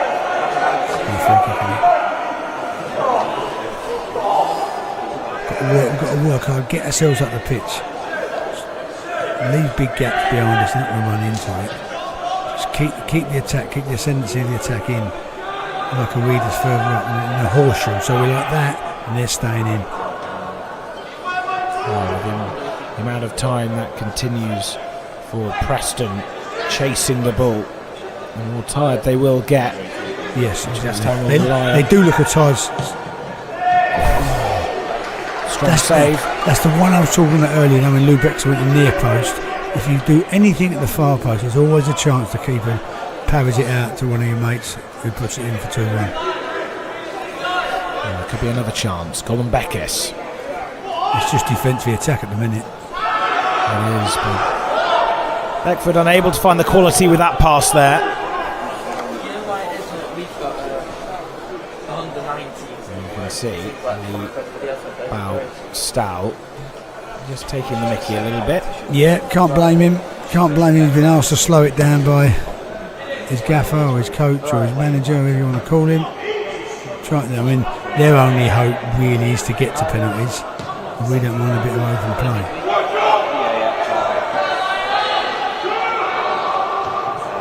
Let's play it in that last quarter of the pitch. That's where we want it to be played. It's a long time for a chance not to fall for us. I think we've had one. We've put it over the bar.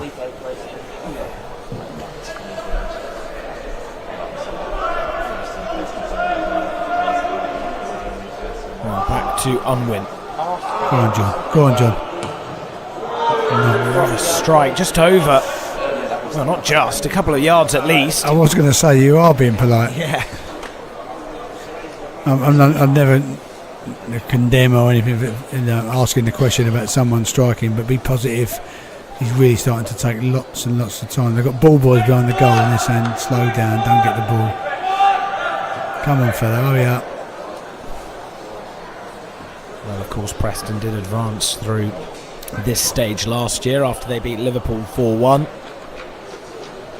Was that in the third round? Was it in the third round as was well? It? They then went on to play Manchester United in the next round and lost 5-2.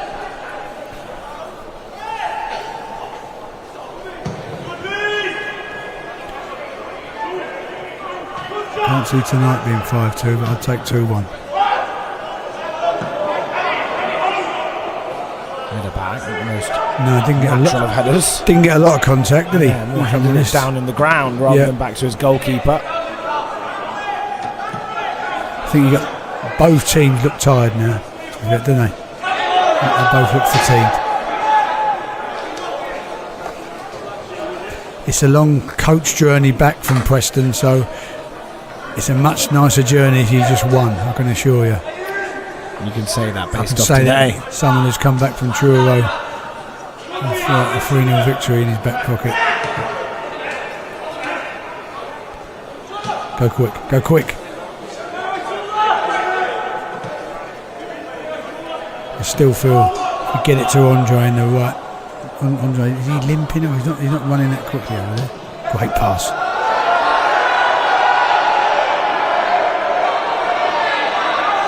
Mila.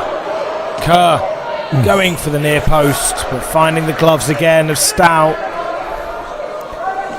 Does well to start with, though, doesn't he? That does really well. I wonder if it was the best option from there that he had.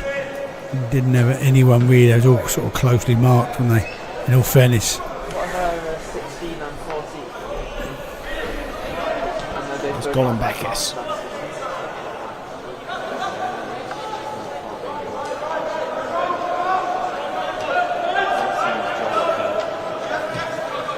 Yeka for Jokwi.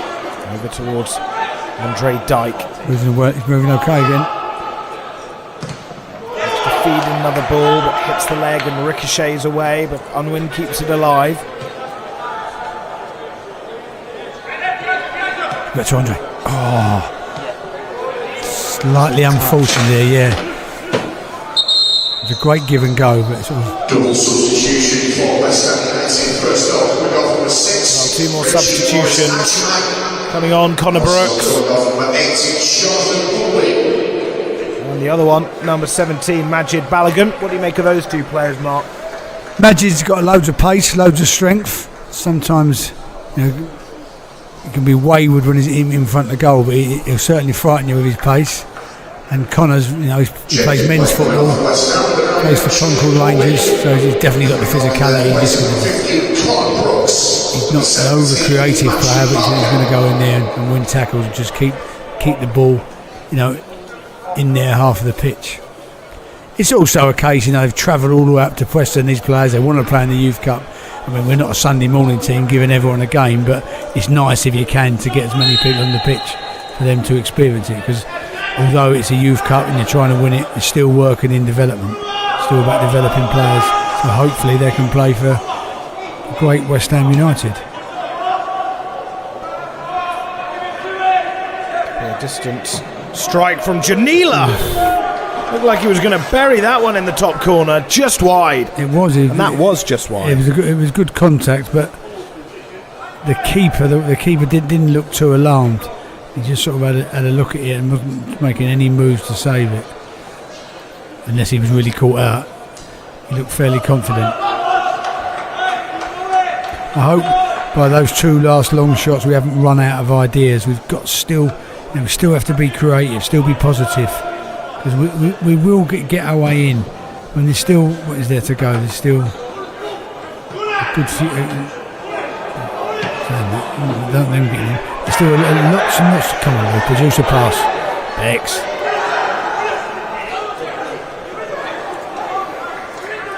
Well, thank you for watching, everyone. Over 100 minutes of football played. We do appreciate it.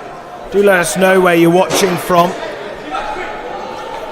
How far away are you right now watching this first round of the FA Youth Cup for West Ham United? Where's the furthest away you've watched West Ham, Mark?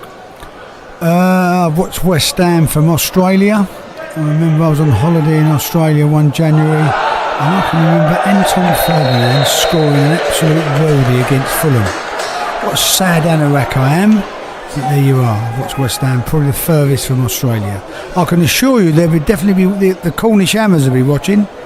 Met the Cornish Hammers last night. How many do you reckon's in their membership club? The Cornish Hammers, have a guess. Well, I don't want to overestimate it. I reckon 700.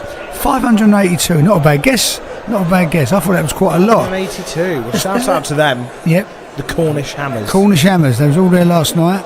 Fantastic, really, when you think it's how far away it is from West Ham United. I mean, and we've never won the top division in our lives. So again, they're people who recognise what we've done for the country, winning the World Cup and playing some attractive football along the way. Marvellous. First club to win a World Cup. Exactly, the only ones. Although we are continuously attacking and we still have to keep on our mettle defensively. Can't switch off here. You switch off, a chance is given, and all of a sudden, you're not going to penalties yourself, and they're 2-1 up. Should we Lifted. Here we go. Let's go. Let's go quick. We have gone quick.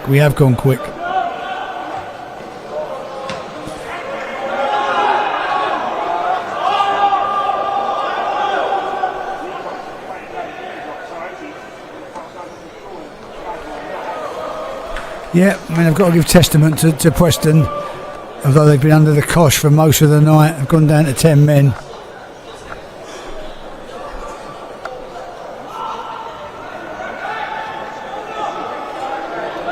Well, of course, as well, the West Ham Black Friday sale is now live with up to 50% off everything across the store. So don't miss out on our Black Friday sale.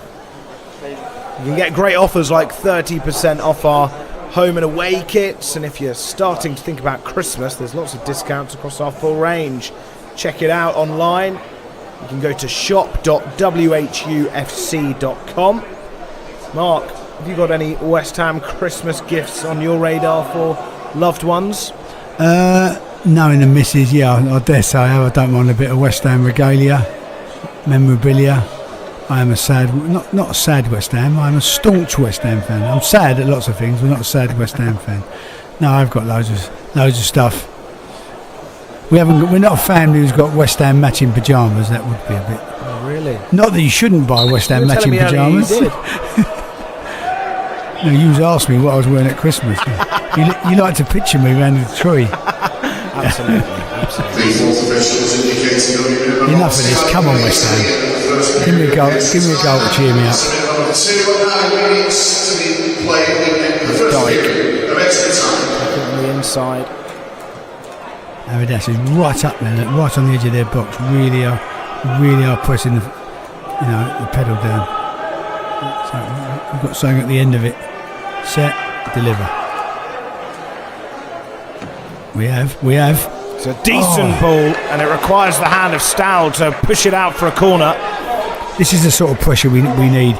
Not just throwing crosses in and having corners, but really it makes them really have to concentrate. It really sort of wears them down mentally. A bit like a conversation with me, it just wears you down mentally. It's talking absolute tripe. Let alone 106 minutes. What? Me talking tripe. Pleasure. Here we go. Good delivery. No, it's not good delivery. Talking nonsense there. It's it. Oh, I thought we should have hit it there. A chance for Beckford straight into a Preston body, but fortunately, Onyeka Fajokwu was there to collect it. And that's a lovely slid through pass as Beckford tries to pull it across. Good little spell the last couple of minutes though. This is how we should be asking questions with the extra man. Great running behind. That stretches defences. That sort of run when you're running behind. He should have actually cut it. He took so I think he was trying to go himself. We're getting in good situations without really, I wouldn't call them chances. Situations to make chances.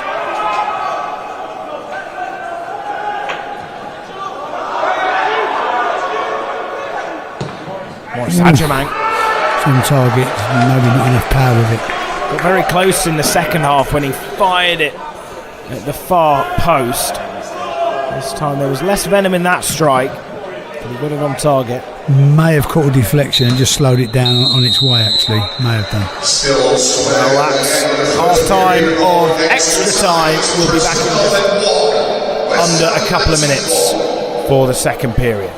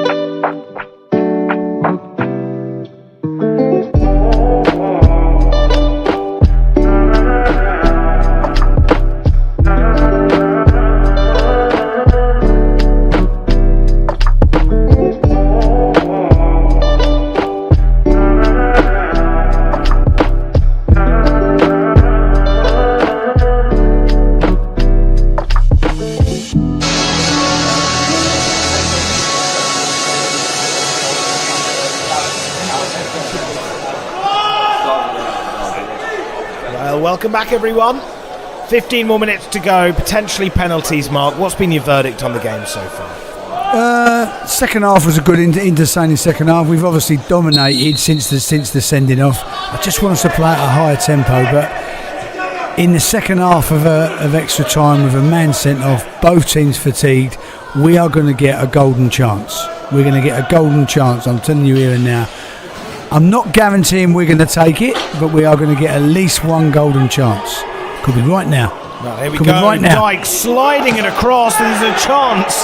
just as you were saying, for Majid Balogun at the back post. That's not my golden chance. That's not there's a better chance on that coming our way. Better chance on that coming our way. But we will get a golden chance in the next 14 and a half minutes. The goal scorer for Preston's currently down here with an injured right leg, it seems. How many substitutes have Preston had? I think they used about 3. Oh, right, so they got a couple in hand. I was just saying, I wonder if they're going to go down to 9 men. How many advantages do we want or need? I know. Come on, West Ham. Show us what you're made of course. They do play Chelsea at the weekend. Chelsea under 18s. Yeah. And that actually, funny enough, for the under 21s is going to be your first Premier League 2 fixture at Rush Green of the new year.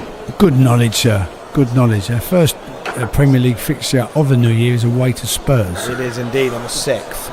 Yeah, I always make a note of when we're playing Spurs at any level. Read into that whatever you like.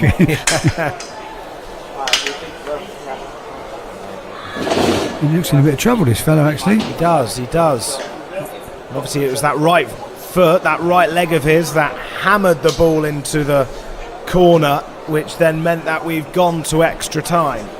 Yeah, and although he's coming off, he's done.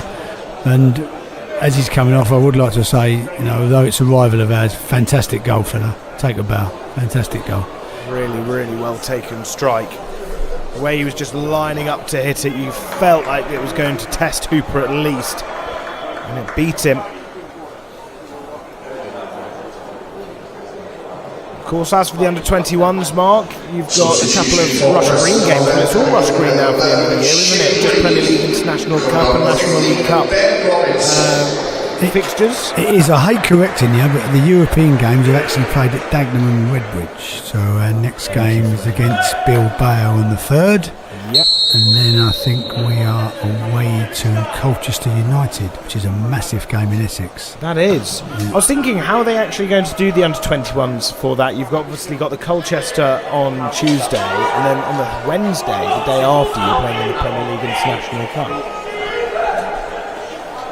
It's not been announced yet exactly the way the fixtures are going to come out, or whether they're going to move them to a different date, but though the Colchester date and the International Cup is set in stone, I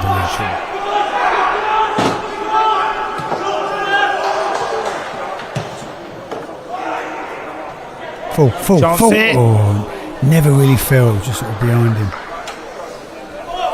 Still haven't had any golden chances, still coming. Well, there was a correction, so apologies for misinforming everyone. The games aren't a day apart. The Premier League International Cup is, of course, next Wednesday on the 3rd. That game is against Bilbao, and then Colchester is on Tuesday the 9th. So a few rearranged fixtures, but for you West Ham fans watching at home, the 3rd of December is a Premier League International Cup game, and then, of course, the 9th is the game against Colchester. If last night is anything to go by, the amount of fans we took down to Truro and Cornwall, I'd like to see quite a few West Ham supporters making the journey to Colchester, as well as the home game against Bilbao.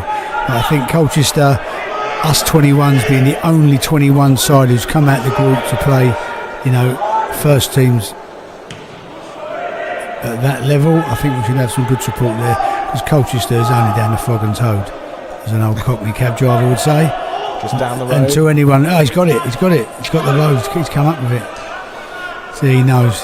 He's got the old Cockney. He's got the old Cockney rhyming slam book up for Christmas. Hello, like this. Don't like that so much. Well, he dragged the shot wide, but it did come. Well, I thought it came off a player. No, a Preston player, that is, of course. I think you're being kind. Actually, I think I don't mind him having a shot, as I say, but I think he should be looking to bend that in the other corner, if I'm honest. Still haven't had the golden chance. Don't worry, the golden chance is coming. Well, the golden chance has 10 minutes to come. Otherwise, Mark, it's once again something you said that should be taken with a pinch of salt, but I'll always believe what you say. Well, the golden chance? No, it's coming. I hope so. I'm not saying we're going to take the golden chance, but we are going to create one. Well, here's Beckford trying to glide through, but it's taken off him by Charlie Forward.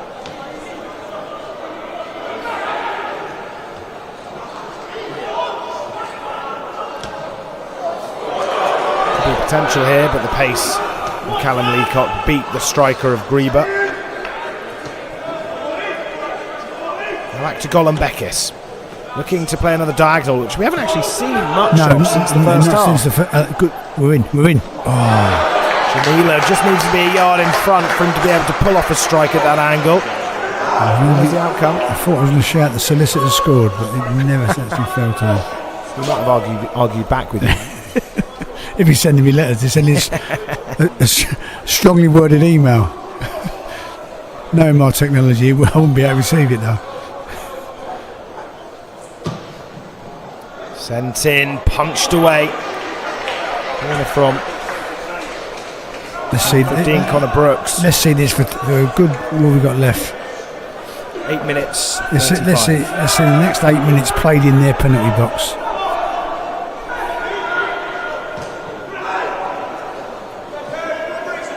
Flick down to this near side once again. Up towards Balogun. And a goal kick. It's a throw, isn't it? Isn't it a throw? It's a throw right in the corner. Come right down and put the pressure on them. Keep it in there. Our commentator thinks it's a goal kick, but I think he thinks it's at Twickenham. It's a throw on in football, association football. Where's he going, the geezer? Right on the flag. They get away with murder there. Watch this, look. He's come 10 yards from where it went off. Not unbiased.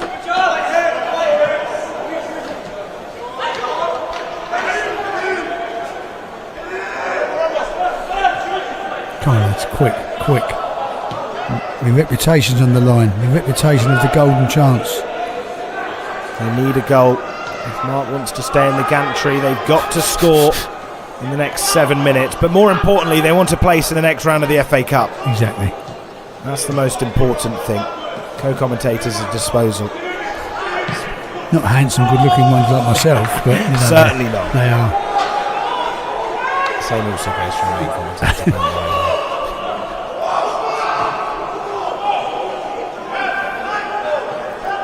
I think I could always take up my modelling career, so don't worry. This fella's been wasting time for about an hour. Not literally at this kick, but I'm saying that if you look at it the whole night, the referee's got to get hold of it. Come on, hurry him up, or add the minutes on. He'll end up doing neither. But he's had a good game, the ref. In all fairness, he has had a good game. I've really noticed him. That means for me, he's had a good game. Showed the right variety of card as well to Finlay Hooper. Yep. Second. Yep. He did, to be fair. Chance for Preston, a rare chance. But once again, Golan Bekis is always in the right place at the right time. There's 5 Preston bodies in that shot. Get forward quicker. If we got forward quicker, there would be big gaps. We tend to let them get set too much. Let them get in shape. Put their 2 banks. They've got their 2 banks in now.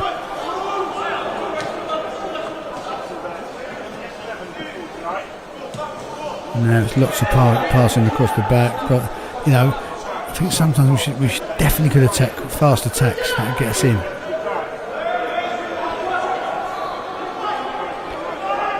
Dyke again taking it on his left, trying to find a player, but he just went in between Beckford and Leacock.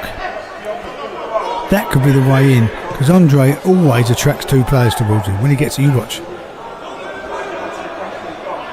So if 2 players come towards him, there's space somewhere else.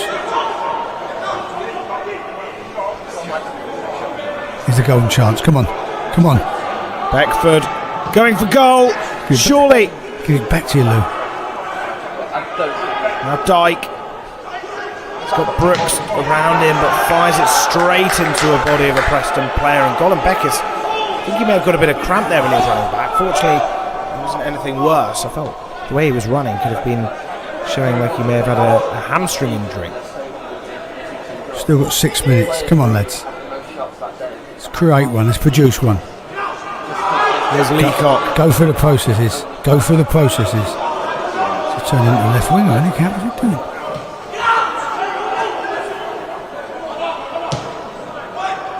Dangerous ball in. I thought the fellow was going to shit in his own net for a second. I wouldn't call that a golden chance, but we'd take it. Everyone's tired, look. They all look tired. I mean, fair play to Preston as well. If you were to take this to penalties, then it's a pot luck. Yeah, no, I totally agree with you. Totally agree with you. A bit down on the gum shield, as I would say.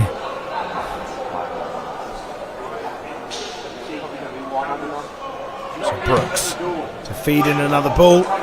Don't foul, don't foul. Keep it in the box, don't foul. Keep moving it, keep moving it, keep moving it. This time ball in from Balogun is not a good one. To be fair to Preston, they have set up a good block and they've been in good positions. And it's very hard to break it down, I know it is. But they're tired, we've just got to do it in a quick vein.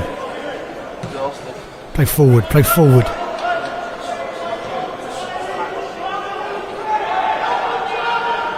When it's one, I always fancy Andre to beat. It's a good chance. Surely. Wouldn't call it golden. Off the line. Again, it comes from Andre. Andre's been so effective tonight. He's really been the one they can't handle.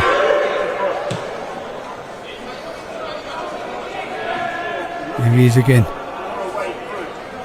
Again, goes past him. Dyke. Straight into the gloves. And with every chance going, it's one step closer to spot kicks.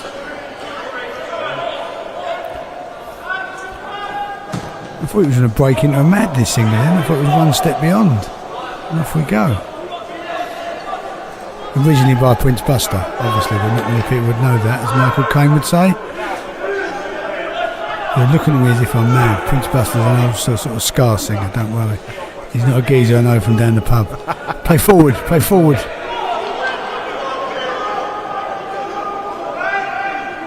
Alright, forget a golden chance, we'll have a nice little lucky ricochet. Anything to do.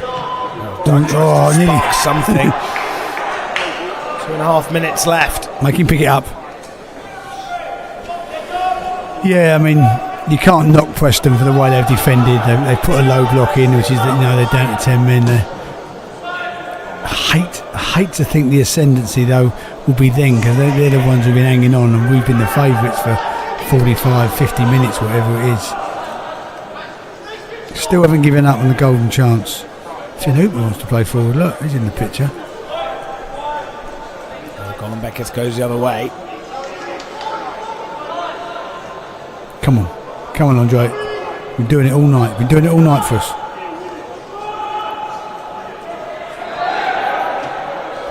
Fouls, but he's just too smooth. Not a third time, surely. Go on, son. And there's surely a penalty. My word, that is questionable.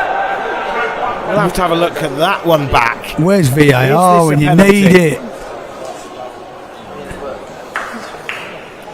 Is there a slight touch on the bottom of his studs? That's the thing. Doesn't look like it in real time. I'm going to be brutally honest. It wasn't a pen. It wasn't, and that says a lot. It wasn't a pen. It wasn't a pen.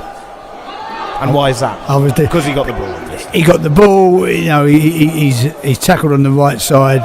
Andre tried to make it look a pen, which I don't blame him for, but it wasn't a pen. You've got to call it as it is. It wasn't a pen. Their fellas hit a great free kick, so you can't lie about the game. You've got to say the facts as it is. There's Connor Brooks. Could the substitute come up with a goal? Feeds it to Balogun. Back to Brooks. We've all gone a bit narrow, which has suited Preston. Yeah, that they were playing narrow since they went down to 10. But Dyke looks to try and light things up. It's going to be a goal kick. I mean, as I've said, it was a great free kick from the fella, but I think Andre Dyke's been superb all night. He really has been the one to give the ball to. He's the one that's made it happen for us.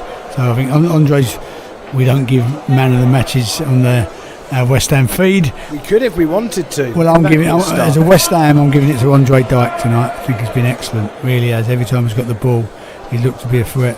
And he's going to carry it on and score the winning penalty for us in the penalty shootout. Well, he scored the penalty that you felt that was going to take West Ham through to the next round. I thought he was going to go on and get a couple more goals, actually. I really did. So 3 minutes added on. Come on. I believe. Come on, West Ham. Is the co-commentator allowed? Oh, Lionel, you've had one, fella. Is a co-commentator allowed to say, go on West Ham? Is that allowed? Yes. Go on, you Irons. It's a West Ham YouTube stream. Come on, you I'm Irons. sure lots of others in the comments will be saying the same thing, and as they should. So thank you all to the 1,400 people that are currently watching. Mark, what do you have to say to them? I think 1,380 of my family, probably. You've got a big family. All done like this. Thank you very much for watching and putting up with the nonsense that I speak constantly. Most of you, probably I'd say 1,300 have got it on mute. A few of them have put in the comments wanting to have an audio free option that they have on Amazon Prime. Oh, it's going down the store with my mum's care home, they're all listening, so that's my boy. Rosedale care home in Rayleigh. Bouncing at the thought of us getting a golden chance, and we just launched that in. Oh, hello. Hello. Oh, just tried to snatch it. Keeper, no contact really, did he? Come wafted at it. Well, Hooper wanted to get involved previously. He's certainly going to be involved now. They are really letting him go for it now, Hooper. He's just got to think there. Do not like this. It's a really important challenge. Will Preston have a chance? Look how tired they are, though. That's probably one of the worst passes you'll see. And it has to be said bluntly. And that is the end. Penalty spot kicks. A golden chance for Preston. They'll be ending the game thinking they could have won it. And to be fair, they literally run out of legs. They run out of legs because they had a 3v1 there. They don't actually what they've done with it. Luckily for us, but the golden chance didn't come. Sort of half chances come away, and we just didn't do enough. But let's hope the luck is with us tonight, and Finn can save maybe one or two, and we can be, I'd like to think that we practice penalties. We do in the 21s when we've got a cup competition. I'd like to think that Ricky and Luke have practiced them, and we'll go sailing through, and we'll get through to the final and forget the third round ever existed. That's the way sometimes it is. I mean, again, I know I'm going about us winning the Youth Cup. We had a quarter-final away to Ipswich, and on the night, Ipswich were the better team. They had a man sent off. They was the better team. They should really have beaten us that night. Ryan Batchel come up with the goods. We won 3-2 and lifted the Youth Cup a couple of months later. So it just goes, it's all about getting through, and let's hope we can do it tonight. Well, not massively relevant to this game, but Ipswich are enjoying life in the Premier League 2 at the moment. Yeah. Doing really well considering they weren't in that competition last season. It's really strange. They're doing really well, but they're under 18s. They're dreadful. They're actually falling off the bottom of the page. So they put all their eggs in one basket, and the 21s are doing really, really well. You can't knock them for it. You can see that now. Currently, we don't look too panicked. We look nice and calm. So hopefully we've already got the list. We've got the list of 5. We know who's taking her. We know who's doing what. We're nice and professional. It's all it's about. You've got to act a little bit like the Germans, if you want, and they're clinical and they're professional and they take penalties, and they're not that many times you think the Germans are not going to win a penalty shootout. So let's take that psychology into this, and let's make sure it's West Ham United. I've got a dreadful look at the penalty shootout as a fan, not taking on myself, but as a fan, I'm going tonight, and the co-commentator stroke fan.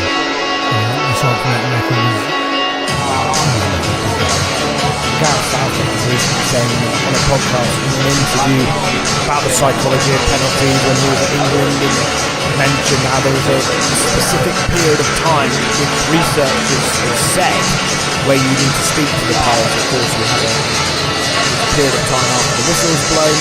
It's really important to get that period of time when you're talking to your players on point, and that actually can lead to a positive result if done properly and followed. So it's interesting how there's even those little metrics and details. Without a doubt, I mean, as I say, I've been working with Greg Lincoln for the last couple of months. He was the manager of the England age groups, and it's so down to a fine art, England's penalty stuff. That's why I said to you, 1 and 4 are the important penalties. And that is why certain things, certain criteria, in certain areas of the pitch, if you want to be a quiet man, you go there. If you want to talk to your teammates, you go there. So it's all about what's in your mind. All about in your mind. And you practice walking up from the halfway line and that sort of stuff. And I hope that Luke and Nicky have done the same thing with the under-18. I really do. They could all hit a ball cleanly in the top corner if they wanted to. Without a shadow of a doubt. Without a shadow of a doubt. But things happen and there's pressure on you and it means something. In training, when you're taking penalties, 9 times out of 10 you do, it's the inside side and you score. But there's pressure on you, there's a crowd in there, there's 1,400 people watching our streams, there's a lot of people watching. And you don't want to be remembered for the one that misses. Well, the coin toss has been done. Eridas Golombekis was with Ed Nolan. And the first player stepping up is the number 9, George Gribber. He came from grassroots football. 6'2" striker, best known for Preston in his grassroots teams. Apparently he's one of the best goal scorers the county has ever seen. It's not a good time to tell me that. I want to tell you, I wanted you to say he scores about 2 a season. Fortunately, Hooper can't listen to this. No. But for those at home... But then you're going to end with he's never took a penalty in his life. Until now. Up against Finn Hooper. Come on, Finn. And he felt he was going to deny him there. That was lucky. We're already celebrating it. It was in his sphere, as I say. It was in Finn's sphere, and I thought, just get something on it. What a great penalty, was it? Did he go down the centre and Finn's gone to the left? I'm not sure. Oh, no, yes.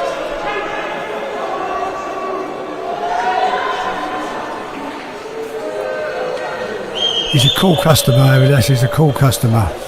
This won't faze him. To make it 1-1. Oh, wow. You said he was a cool customer. How cool was that? I told you he was a cool customer.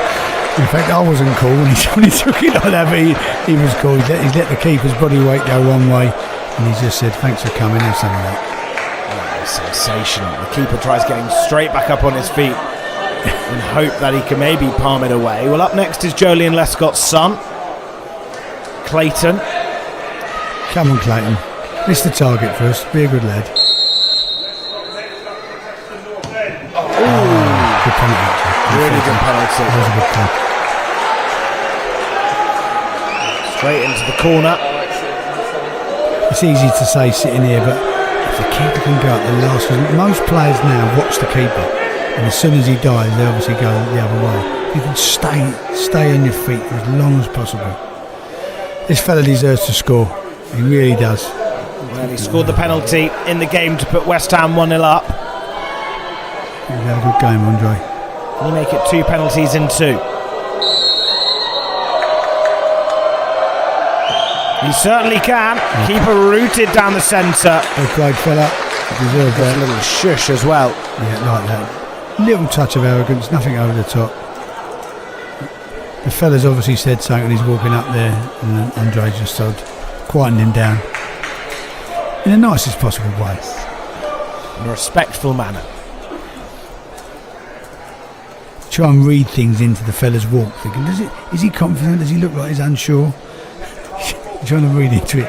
It's really, I'm saying, please miss. Come, Finn. Showing his athleticism before he tries to keep this one out.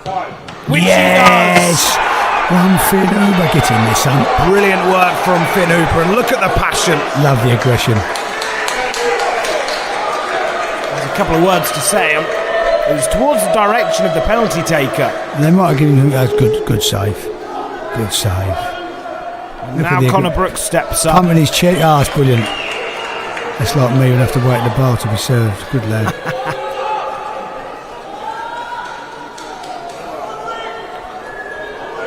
Put us in front. Come on.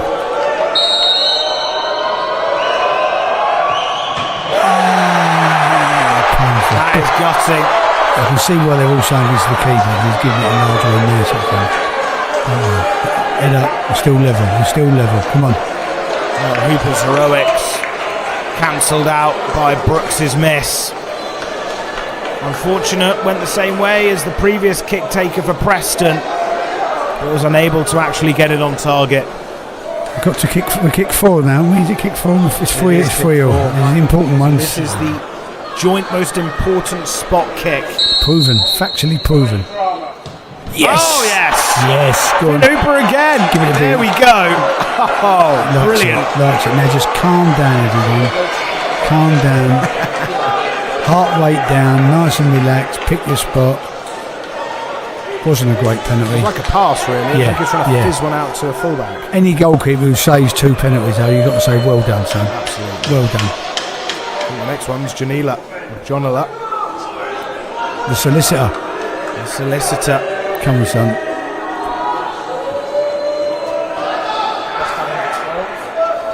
There we go. The most important penalty it really is now, Mark, isn't it? Really is. Oh, saved again. Unbelievable. Meaning that it now goes down. It's now sudden death. I think we've seen every goalkeeper, well, both goalkeepers now have some sort of emotional reaction, whether it's passion or trying to rile up the opposition. I'm disappointed there. That goes in, and I think we're going to win it. Now it's anyone's. They've stuck in the game, Preston. Unbelievably, they've stuck in the game. Come on, Finn. Make it an hat-trick of saves. Come on, son. Oh, he got into it. He did. He got his right hand to it. The goal scorer, the captain, Ed Nolan, who could potentially have won it for Preston, but hopefully West Ham can get it back level with the substitute, Majid Balogun. Come on, Majid. Tense here in Deepdale. To keep his side in the FA Youth Cup. We've won it, we've lost it, we've won it, we've lost it. It's been that sort of night. We're going to come back in now. Come on, Madge. Pick your spot. Oh, yes. Doesn't Rolling matter. it down the centre. Doesn't matter how it goes in, it just goes in. Exactly. It might be one of them, as I said, has he watched the keeper move and just gone central? Has he watched the keeper? Give him the benefit of the doubt, he did.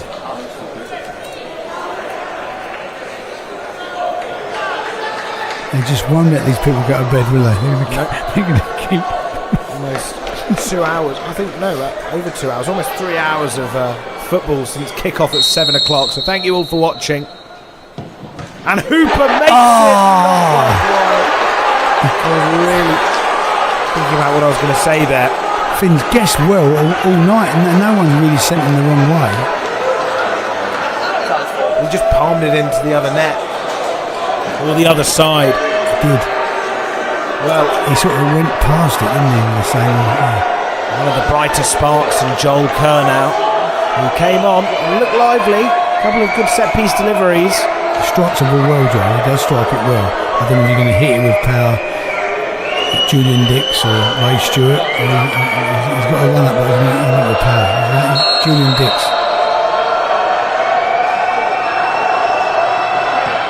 There we go. West Ham still in this. There's definitely verbals between everyone and the keeper. What's his reaction to the keeper? Have a look.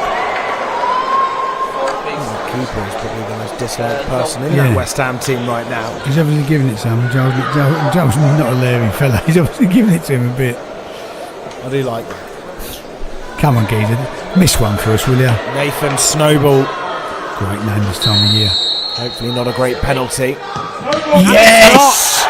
In fact, it's a great save from Hooper. Well done, Finley. Straight back over to the fans to rub it in, and good man. Well done, Finn. 3 penalty saves. West Ham 1 spot kick away now from getting through to the next round. It hasn't been glamorous, it hasn't been easy, but the only thing that matters is just getting through. Come on, Reg. So Reggie Morris Adjamang, who was so close to scoring a thunderbolt goal in the second half to make it 2-1, has a chance to win it now. And he does! In. The keeper rooted to his spot. Irons. And look at the players now. Look at what it means. Look at what it means. That's fantastic. Ow, and a slight shove from the goalkeeper as one of the coaching staff, or maybe one of the players, tries to drag him away to ensure that no red cards are given out. And look at that. Look at the passion, Mark. Your verdict on the whole game at evening. I've seen better games of football. I've seen better halves in the first half.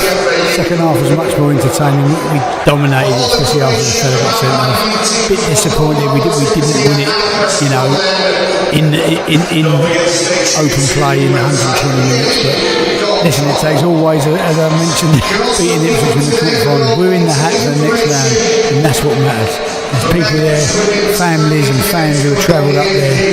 Brilliant for them, brilliant for them. And brilliant for the lads, brilliant for the coaches, brilliant for my club, and my club just happens to be West Ham United. Excellent, excellent stuff. Well, it's a night to be a West Ham fan. Thank you everyone for joining me and Mark here in the gantry at Deepdale. West Ham didn't make it easy for themselves, but they managed to win on penalties. Have a lovely rest of your week. It's 1-1, but they're through to the next round. Thank you very much for supporting the lads here this chilly Wednesday evening. We hope you all have a safe and cheery home.